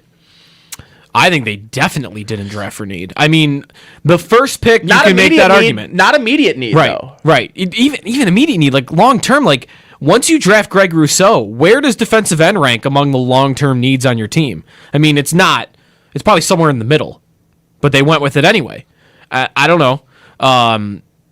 And then offensive tackle, like Darrell Williams and Deion Dawkins are entrenched as your starting tackles for the next few years, but the Bills, that's a luxury pick. Going with a swing tackle that you know is not starting for you unless something bad happens to your starters for the next couple of years, like they drafted a quality backup in the 3rd round, and that's a luxury pick. Robert Hainsey, tackle. Notre Dame, let's go! That was Tampa Bay's pick, by the way, at 95. 3rd Notre Dame offensive lineman. That's likely all we'll see tonight. Hainsey was actually one of my favorites in college. Real motor. He was a part of the William V. Campbell semifinalist for the nation's top student athlete. He's projected as a guard in the NFL, played right tackle for Notre Dame, a guy I loved watching as well. All right, I'm just sitting with the Spencer Brown pick. No skill position players. Trenches. Little lame, but probably means it was a good pick. If you weren't going for the sexy pick. I have a technical Kenneth Gainwell question. would have been that. If we have the time. We have nothing but time do we have. It's true. Why don't we consider defensive end a skill position? I think skill position to me normally means ball Gets in to their touch hands. the ball. Okay. Yeah.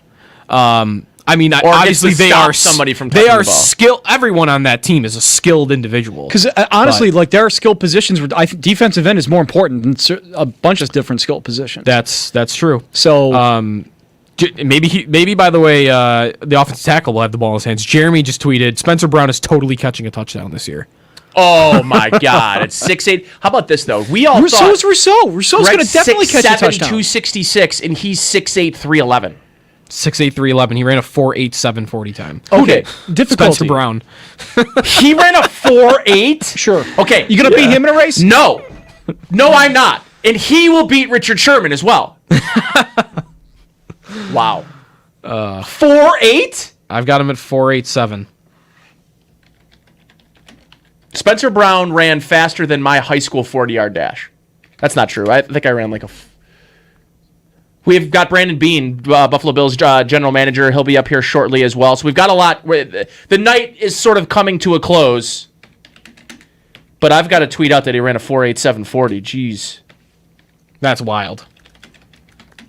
In fact, I had the list. I got to bring it back up. Here it is. Greg Rousseau, 6'7", ran a 4.67.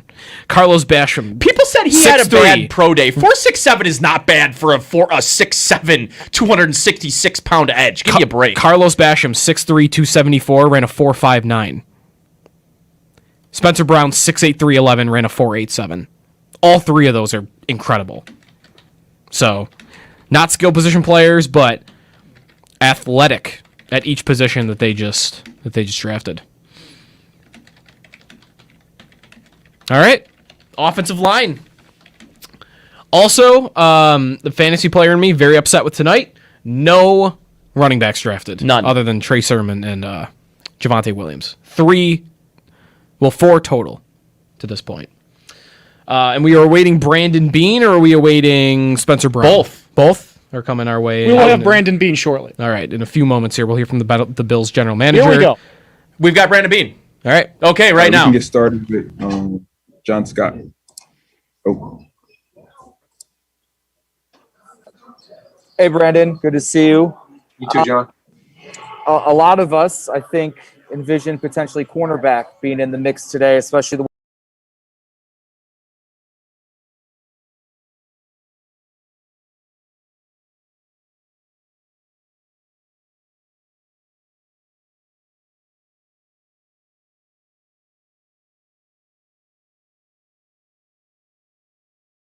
and that's what we've done. Obviously we took Rousseau last night.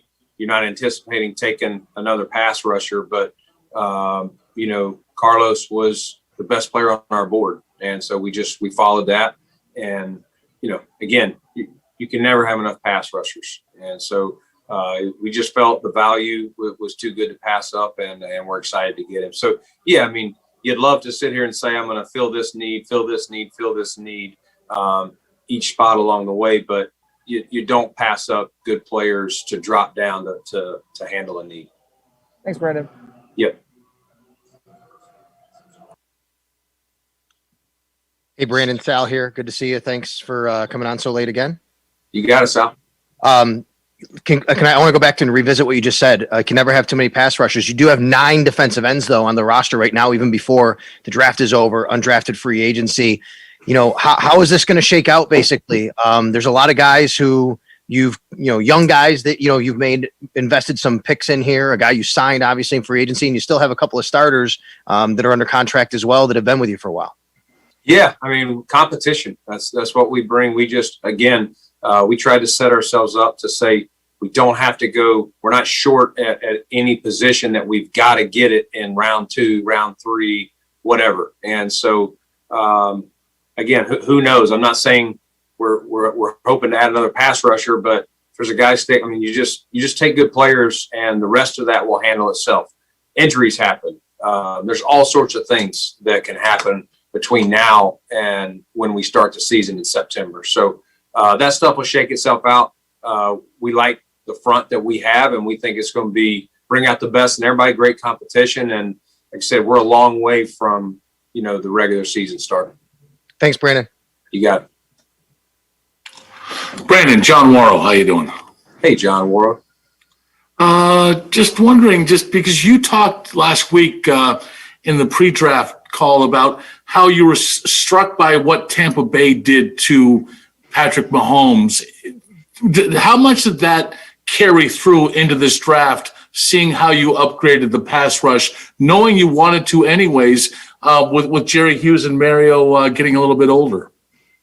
Yeah, again, I had hoped to find a pass rusher at some point in the draft. It worked out last night with Rousseau. And then again, Basham was clearly sticking out, and we just, again, the value was too good to pass up. And so we decided to select him. But yeah, Tampa did a heck of a job against Kansas City in that game, and really did a nice job of making Mahomes move off his spot.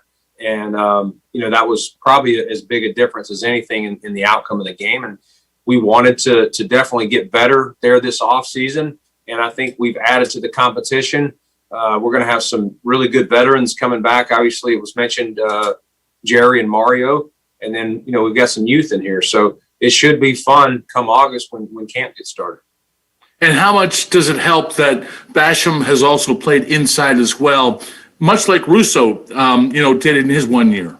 Yeah, we love versatility here. We talk about it on the O-line or receivers that can play multiple spots. So the same thing here. Both Basham and Rousseau can play outside. They're probably both for position 1 left defensive end, position 2 come inside. Both of them have had production, rushing inside. So it's not sometimes you project it, John, but these guys have done it. And, I know, like I said last night, Rousseau, I think, had 15 and a half sacks, a lot of those from the inside.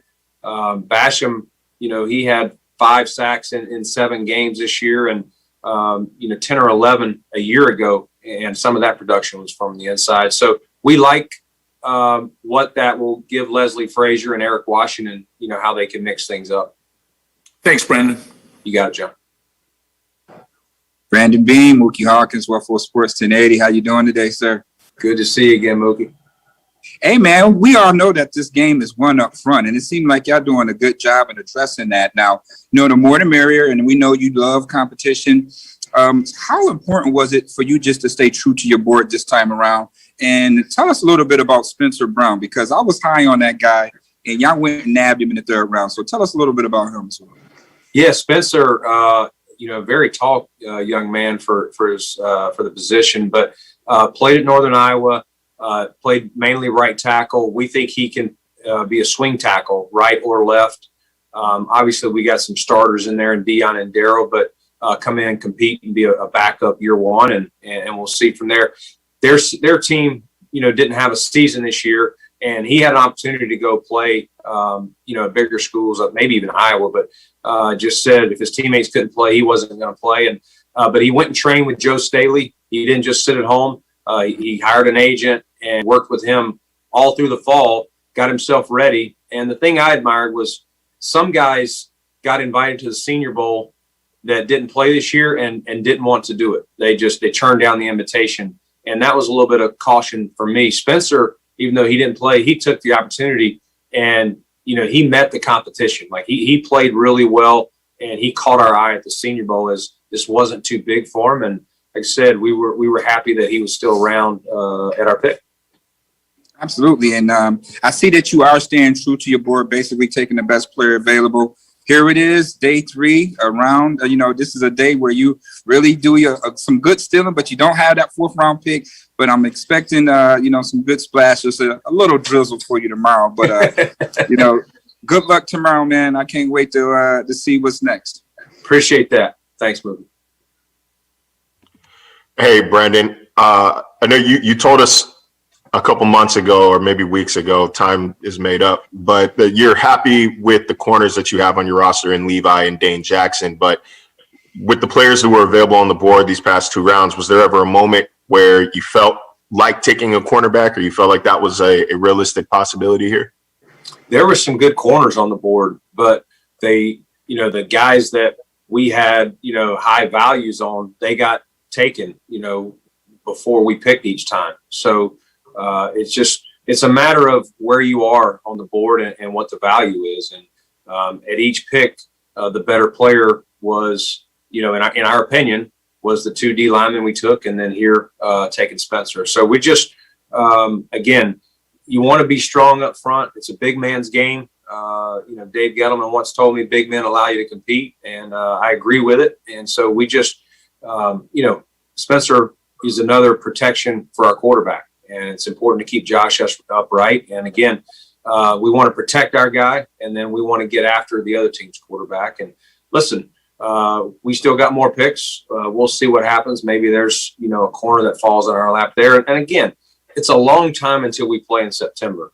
So, there's going to be more corners out there between now and August and again in September. So we got a lot of time before we play the first regular season game. Gotcha. Appreciate you, Brendan. You got it, Marcel. Hey, Brandon, it's Jay with the Buffalo News. With Spencer, is he strictly a tackle in your mind right now, or does he have any ability to move inside? I think for me right now, he'd just be a swing tackle and not necessarily a guard. It gets hard when when as tall as he is, but he's smart enough to do it. It's not that we wouldn't rep him in there, but we do like to have our guys do it just in case on game day something happens. If you only got so many linemen up, but I think his main spots will be left and right tackle. And with tackle, you guys had Trey Adams retire. I don't know if maybe that was a bit unexpected, but did that alter your outlook at that position going into the draft at all? Not really. Trey didn't make the team last year. He was on the practice squad all year. So we were bringing him back to compete and see if he could improve enough to make our 53. So when you got a guy that has never played a down in the league, it's not like we were overly counting on him. We still said this young man, we hope he improves and makes a step. But no, we definitely hope to add competition either before the draft, in the draft, and even after the draft. Thanks, Brandon. You got it. Hey, Brandon. You guys add Boogie Basham. You talked about how he was sticking out on your board. I'm curious, how much activity was there tonight on the phones as compared to yesterday? And was he somebody that you saw early on in the second round that you guys were following kind of similarly to Gregory?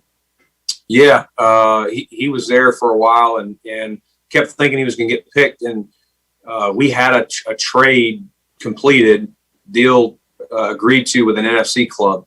But basically we told him if one player was there, which was Basham, that we weren't going to do the deal. They were trying to trade up. We got the deal done about 3 picks away. And we just said, listen, if our guy's there, we're not going to do the deal. But yeah, it would have moved us back into the third round and then added some other picks. So we felt like we were in a good spot. We would have loved to have added another pick. I thought it was going to be a good trade for us. But again, I subscribe to the theory you can't have enough pass rushers. Thanks a lot, Brandon. You got it. Hey, Brandon, I remember you said last week, and this kind of stood out to me, that there is a little bit of a drop-off in this class with kind of the extra guys who were able to come back being in the, and kind of saturating this. And I'm wondering, just from seeing how the first 3 rounds have played out, are there any positions where, we're going to see that drop-off happen, or any positions that still have a lot of value, at least in your opinion? Yeah, I mean, without giving away too much, the premium positions are getting thin. Tackle being one of them. Corners, there's been several runs on those. I still think there's a decent amount of receivers and, there's still some ends as well. Not that we're going to try and add another one necessarily, but I do think there's still some depth hanging around. I wish I had a 4th round pick, but I don't. So we'll have to be patient. We do have the 2 5s. So hopefully some guys that we're still really excited about, once the end of the 4th round tomorrow. Cool. Thanks. Thanks, Matt.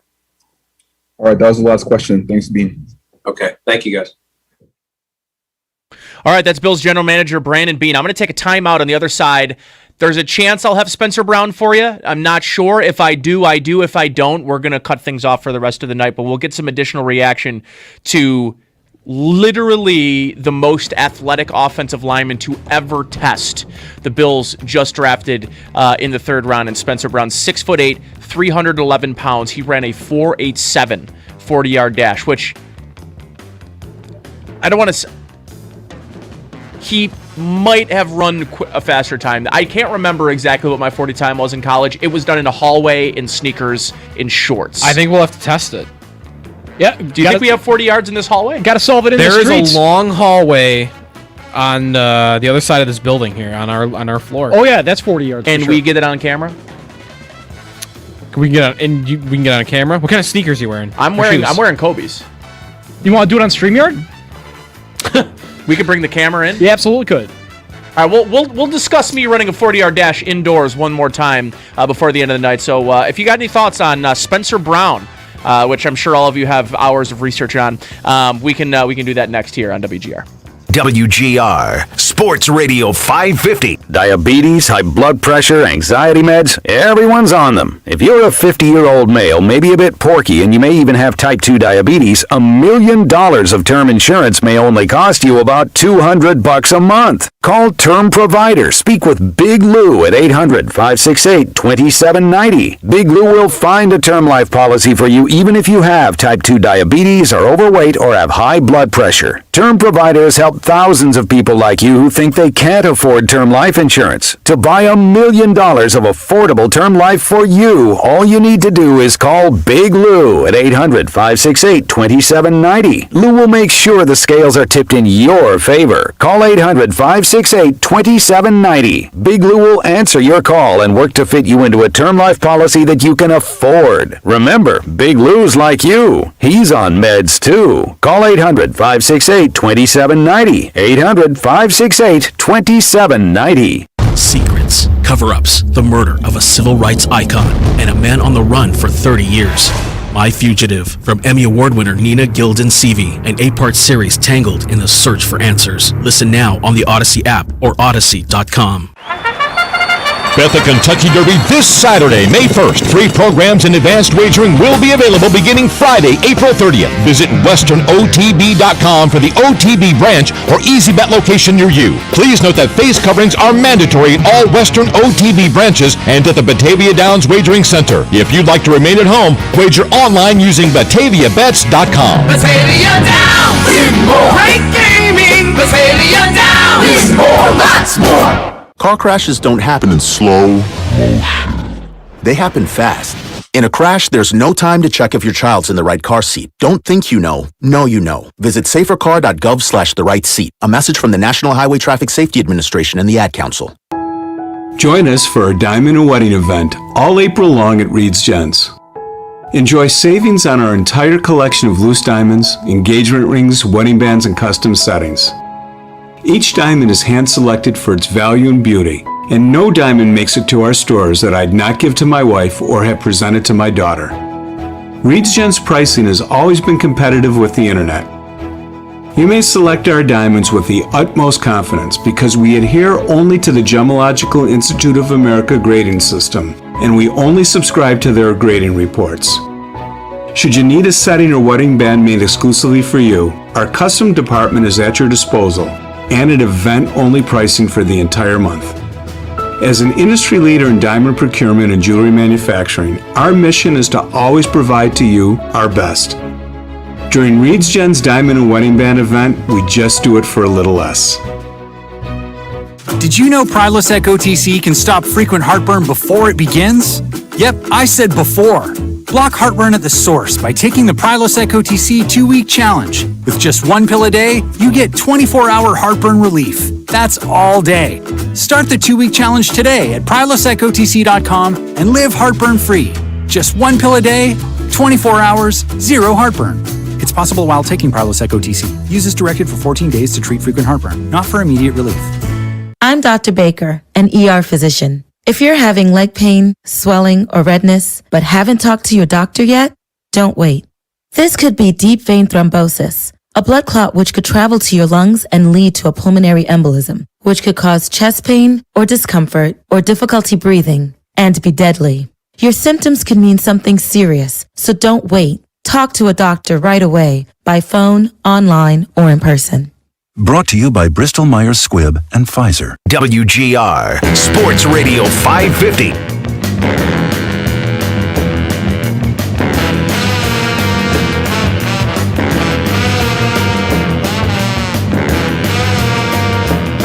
Well, Melifonwu officially off the board. Dan Campbell and his repaired kneecaps, because I assume someone chewed his kneecaps off. He was speaking from experience, I assume. Oh, yeah. Their GM, did you see their GM yesterday when they picked the Penny Sewell? I The did. reaction. Almost broke a table in half. Poor and Real organization. they Miss got Ford, over there. the owner of the Sickles. company, or the owner of the company, the owner of the team, she just looked, she was like, I am in a toxic masculinity bubble right now. Not to say that Dan Campbell has toxic masculinity, Second but pick in the 2021 NFL Draft, the San Francisco 49ers select Ambry Thomas, defensive back, Michigan. Okay. Yeah. Ambry. So Brandon Bean said you can never have enough pass rushers, and he ain't joking. Yes, you can. You cannot have 12 pass rushers on the field at once. I don't know. I think they might. Well, that's a flag. He makes a good point. So there is a limit. Just saying. I'll tell you, I'm pretty butthurt about Anthony Schwartz going to Cleveland. I like Cleveland's draft. I like Cleveland's draft a lot. I like New York's. I like Cleveland's. There'll be an opportunity for him to play pretty quickly also, because for that third wide receiver spot on the outside, when they're in 3 receiver sets with Jarvis Landry being in the middle, I mean, he's got to beat out Rashard Higgins and Donovan Peoples-Jones. I like Higgins, not a ton. I like Higgins as a player, but that's gettable. So Anthony Schwartz could be a guy that plays right away.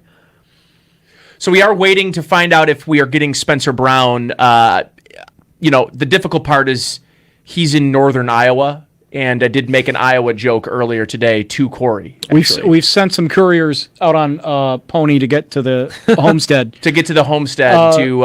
Someone has to turn on the boiler to get the electricity going. That's correct. My understanding is that we will hear from him tonight. Of course, we just do not know when at this point. That makes things difficult for guys that don't have a lot more of this draft to talk about. I'm still waiting on these running backs. We did say we were going to talk more about Aaron Rodgers. We could do that now. We could do that. We could also quickly, before we even do that, can we just for a second discuss the teams that took quarterbacks tonight? Kyle Trask to Tampa, that makes sense. Yep. Kellen Mond to Minnesota. They're going to play the long game there, probably 1 year of sitting, and then maybe he even gets in as soon as 2022. Houston with Davis Mills. I don't know if we've mentioned this on the air yet, but it's out there in social media and around the NFL landscape. League circles. Yeah, that Deshaun Watson has played his final game for the Houston Texans, and really what we've been waiting for this whole time is acknowledgement of that truth from Houston. Because Watson, before even all the legal matters, said he was not playing for the Texans again. But Houston would refuse to pick up the phone to answer calls. But that I don't know how much all of the legal stuff with Deshaun Watson affected this. I'm sure it did some. But I have to imagine that the Texans taking Davis Mills in the second round is them admitting that, yeah, we know this is over. And that he's never You're definitely not he's never drafting suiting a up for us quarterback again. if you think Deshaun Watson's coming back. Definitely not, especially when you did not either have a first-round pick. So who's to say they wouldn't have taken a first-round quarterback had they had the pick? They would have. They would have been sitting in Miami's spot at 3. That, by the way, Laramie Tunsil ended up being the difference in Houston between Trey Lance and Davis Mills. I mean, that might be the worst trade result I've ever seen from Bill O'Brien. I know it's real easy to make fun of Adam Gase for how bad of a coach he was. I mean, Bill O'Brien absolutely destroyed that team. So he set the franchise back 5 years at least. Think Adam Gase, but player personnel control. That's Bill O'Brien. I'm not sure also that's even his worst trade ever because there is that DeAndre Hopkins nonsense. Which is one of the worst things I've ever seen happen. Oh, my God. And I just remember thinking, oh, my God, that trade just made the Stephon Diggs price tag just go up astronomically. He's going to get 2 first-round picks. Mm-hmm.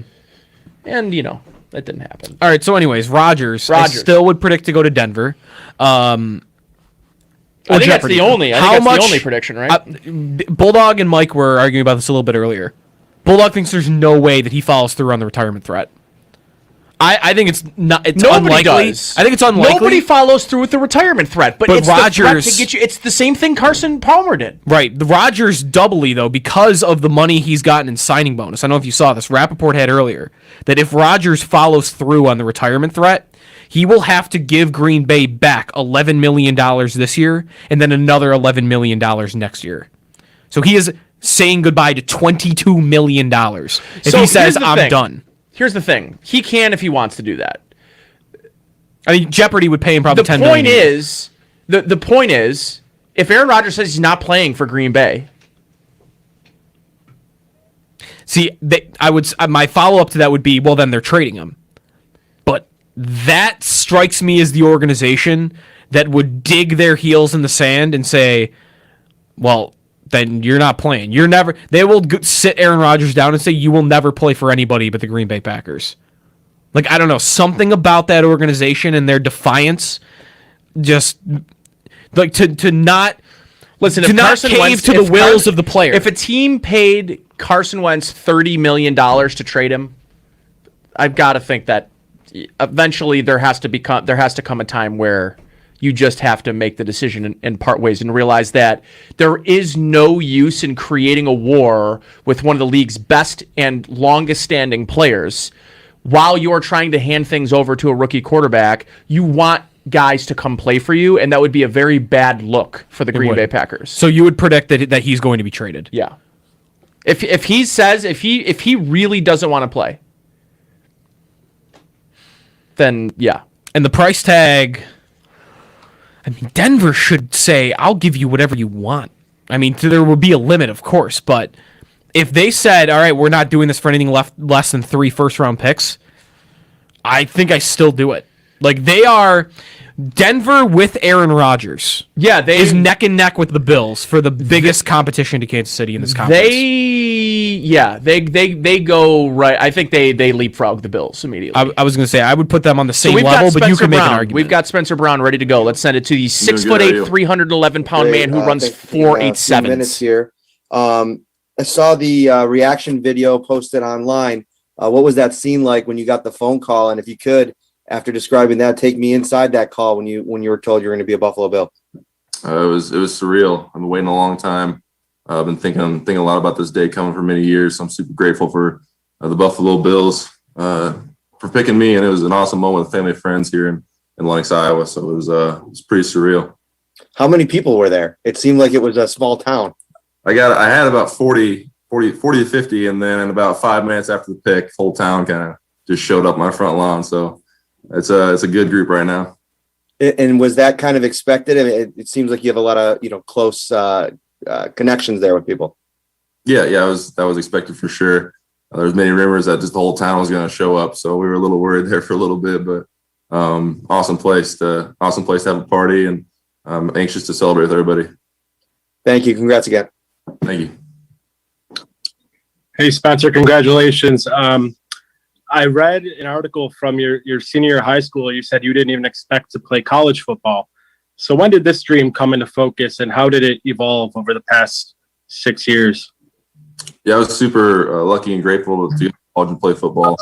I was never the kid in high school, elementary, even college, like I'm going to the NFL. I had a lot of short-term goals, and then they ended up to being a long-term goal, like sitting here tonight, being selected by Buffalo. So I never got caught up in the end goal too much. I just worked on short goals and accomplishing those, and that's just an acclamation of what you're looking at right now. And correct me if I'm wrong, your town's a town of roughly 1,500. I'd say maybe close to 13. I'll cut you off. So what's life like there, and just how big a dream is this for someone from your town?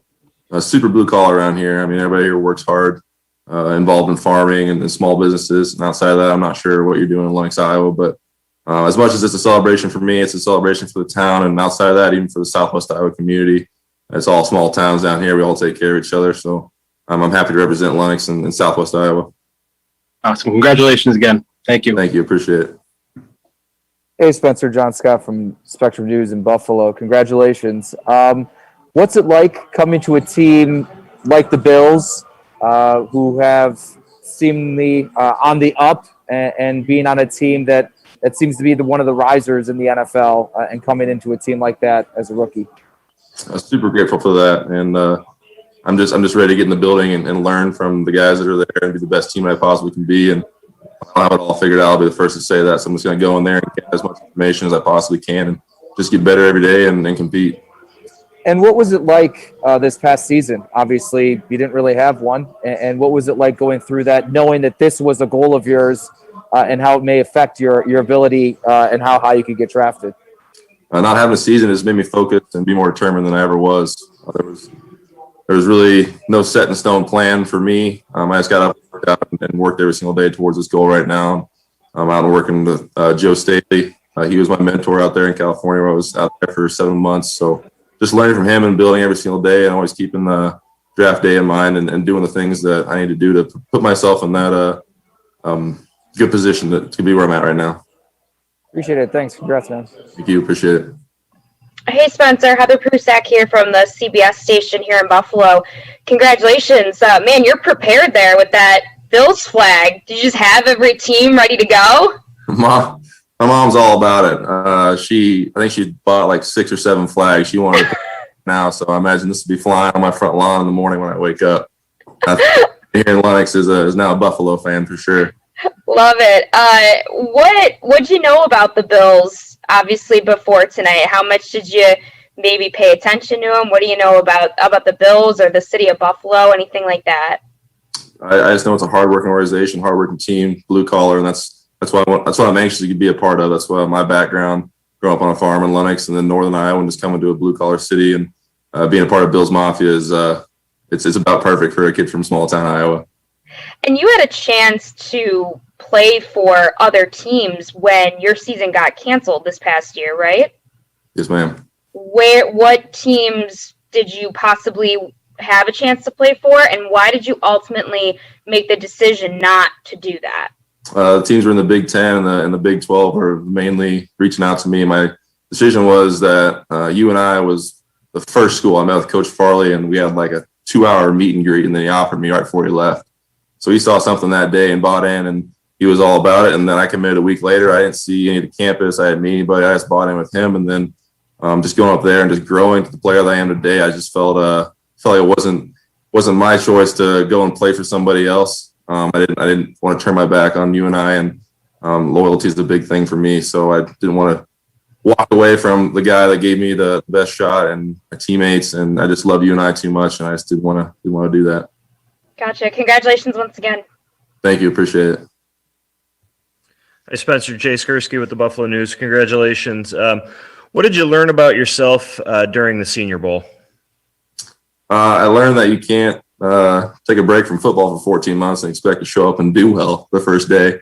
Pads were popping the first day and banging the rust off. And then just really the next 3 days, just learning and growing from your past mistakes and just building on top of those days. But I learned that there's a lot of really good players out there that I haven't seen before, and I'm anxious to get back out there and get in the mix with them again. I mean, I love the competition. Dalen Hayes put me right on my butt one time when I got back up. I'm like, let's go. That's what I needed, a little kick in the butt and someone to challenge me. So I'm looking forward to going into the Buffalo and getting challenged every day. Did you take some confidence away from that to know that a higher level of competition would be something that you could adjust to? Yeah, for sure. Obviously, there was those big rumors and questions out there. Can you do it? And I went out there and I prepared and I did everything I needed to do. And I think I stated my case pretty well. I can hang with those guys. Thank you. Thank you. Hey, Spencer, Sal Capaccio, WGR Radio here in Buffalo. Congratulations to you. I appreciate it. Thank you. So you're 6'8", 311. I think this is your listed. Everybody's marveling at that on Twitter right now. Is that correct, first of all? Yeah, that's correct. So have you always been like really big, or did you go through a growth spurt? What was it like growing up? And, when did you become like the biggest guy in the room, basically?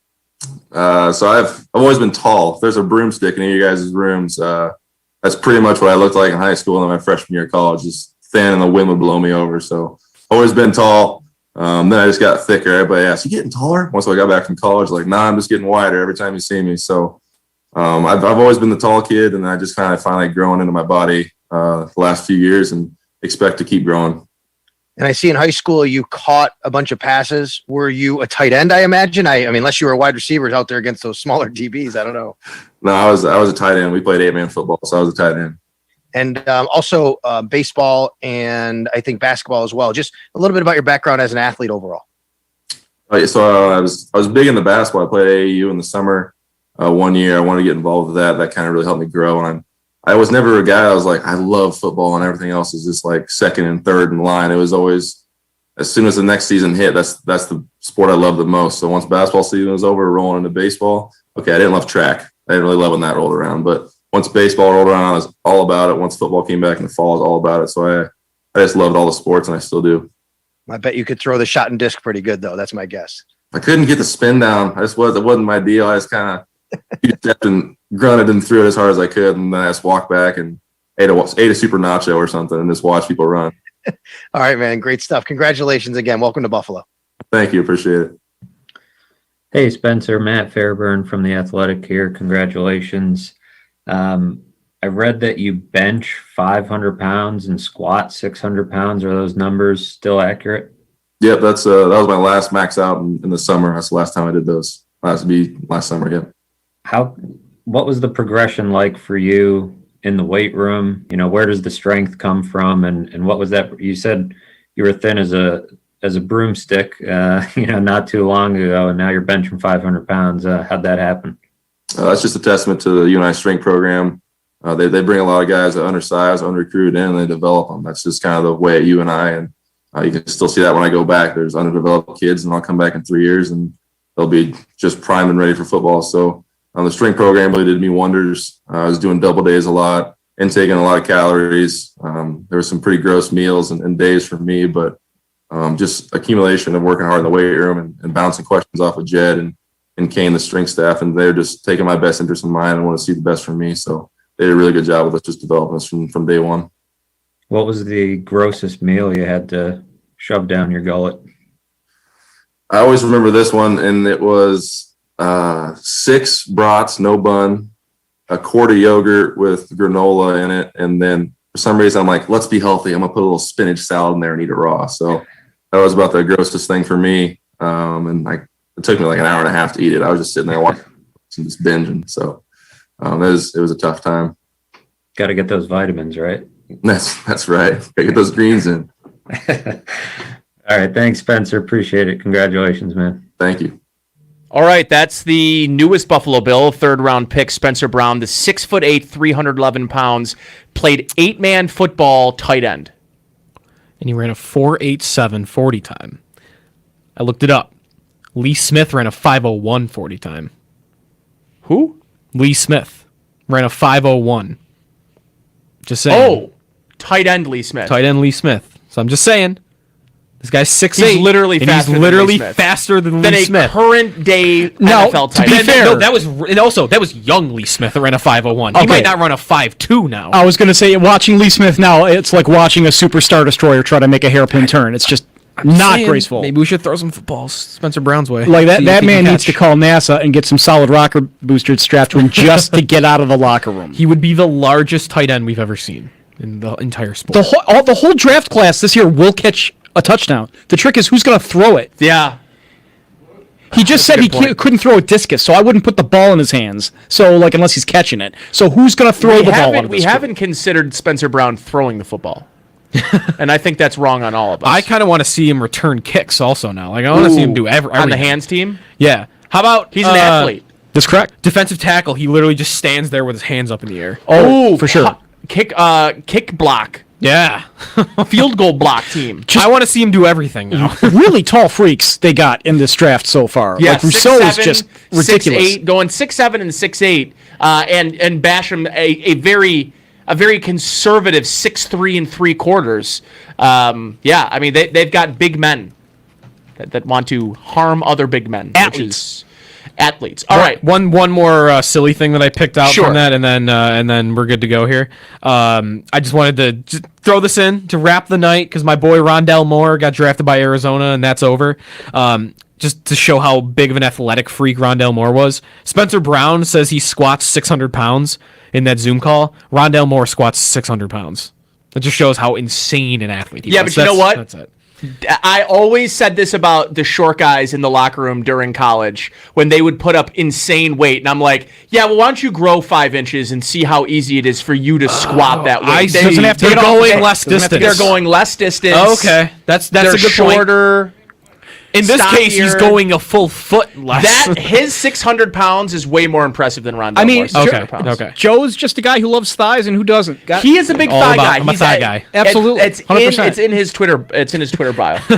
All right, we're gonna cut coverage off here now and send you into the night, into the abyss. Joe and I will be back here first thing 10 a.m. tomorrow. We'll lead you into Sabres pregame. We'll take over after postgame, and then lead you right into the Kentucky Derby. So for me, Nate Geary, Joe DiBiase, Corey Griswold, we appreciate you hanging out with us here tonight on our continued coverage of the 2021 NFL Draft. Day 3 coming your way, like I said, starting 10 a.m. sharp tomorrow. So be here to join us, and we'll talk more then. Otherwise, if you've got things to say, you can just go to Twitter and tweet it out, and then you will have felt like you've gotten your thoughts across. Just that's what I do when I think people aren't listening to me. I just go right to Twitter, and I know everyone there listens to me and gives me the time of day that I need. That's what it's for. That's what it's for. All right, everybody. We'll be back tomorrow morning, 10 a.m. sharp. So thanks for listening here on WGR. WGR Sports